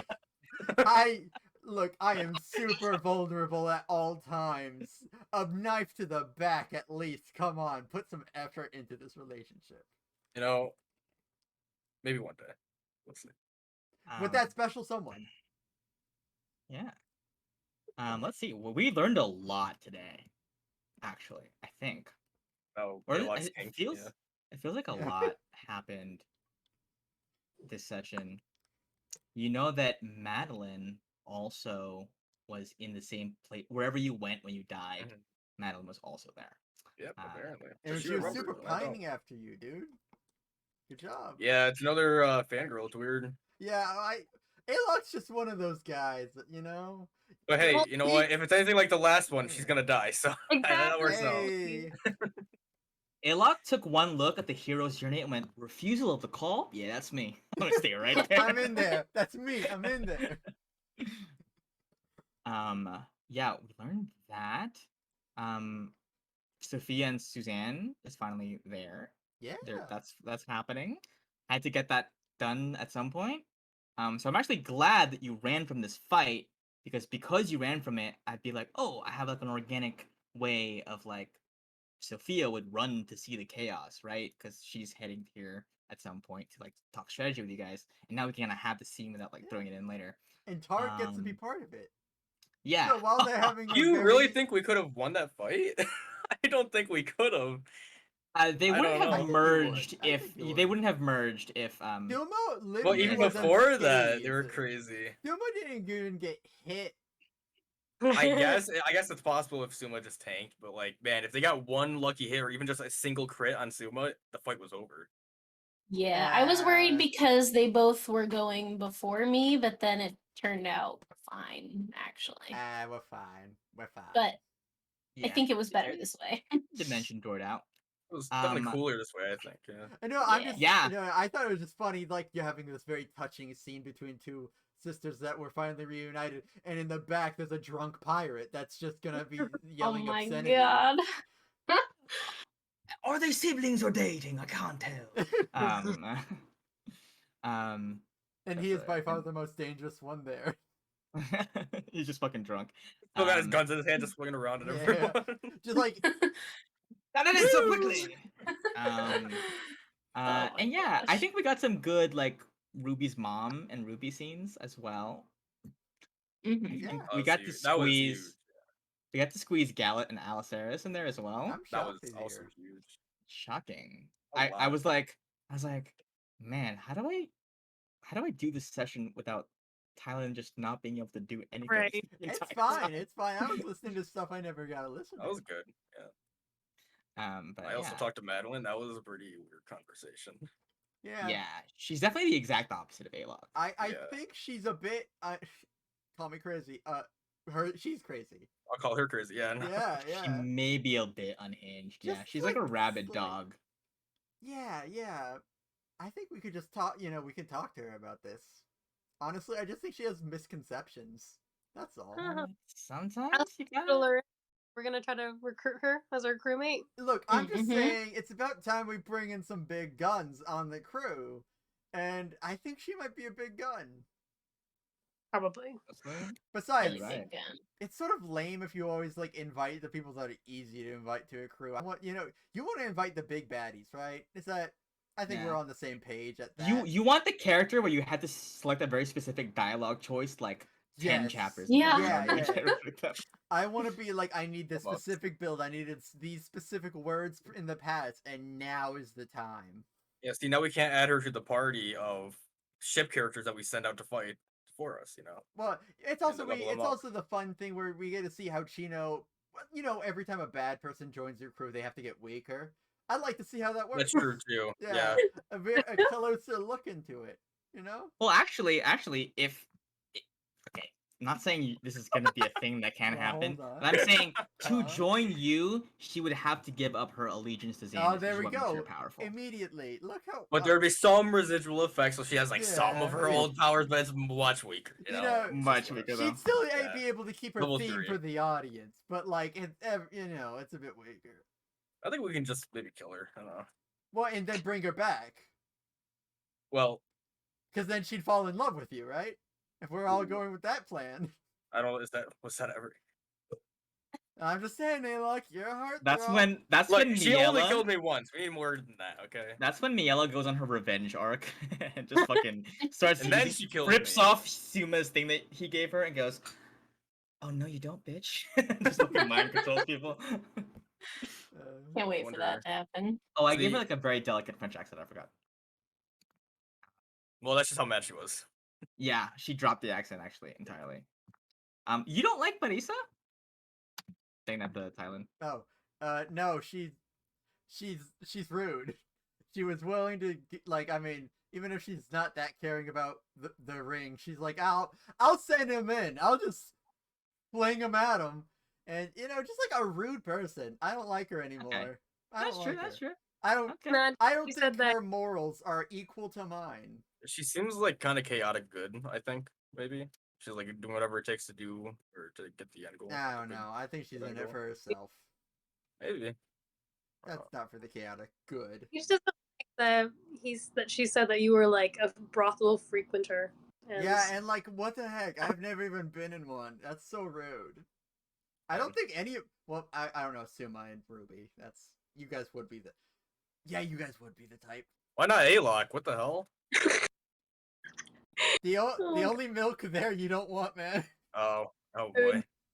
So No, that's the honestly, I am not entirely sure if you know they exist. Very possible. Brothels? Yeah, it's very. I've read them in the possible. book, but I don't know what it means. Oh, okay, yeah. I feel like the it's adventurer went to a brothel. Okay, well, that's like to sharpen his weapons. I think that's just like a weird place to get food sometimes. I don't. The vibe's off if you're gonna ask me, but He was.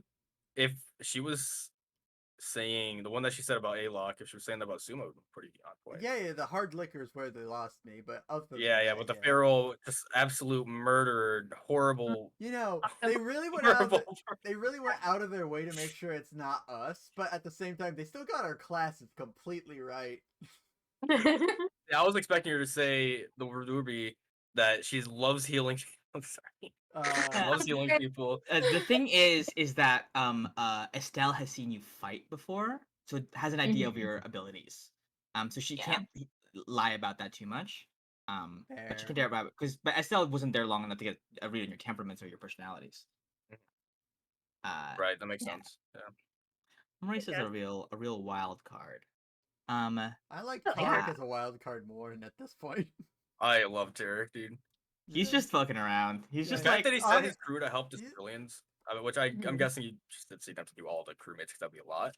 But either way, that's still really good. If like really good, I think. Because I he's wasn't like, expecting that. low key, he's like, I want to fight it myself. Yeah, I True, like but it's him like a a good lot. gesture. Man, we should have stolen. We just from have to him earn his respect. twice. I still don't know we want to be that close with him, Maybe- guys. We gain his respect by saying, "Hey, look what I stole from you, dumbass."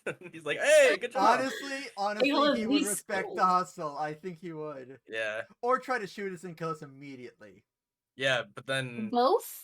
well, we run. Yeah, honestly, if we survive, he would then send a letter eventually. I which feel like is, that's what it I would be. respect Yeah. the hustle. Also, if I ever see you again, I'll get you like a pig. Oh, got you like a fish. Here's the thing for Draga, and if we are unified with Draga, I feel like that will give us some street cred. Oh with yeah, I him. forget Draga's even here. What is she doing? You're doing Uh, something. Oh shit, what is she doing? Who knows? Oh, by the way, Sure, it's fine. I was so confused. So okay, so there is a surveillance room on the third floor, correct? Second floor. Second floor? Yeah, ground second. Okay, so initially you were still on the second floor and you were able to see the surveillance room, then you went up the elevator? No, Yep. that was the first. I thought it was the first floor.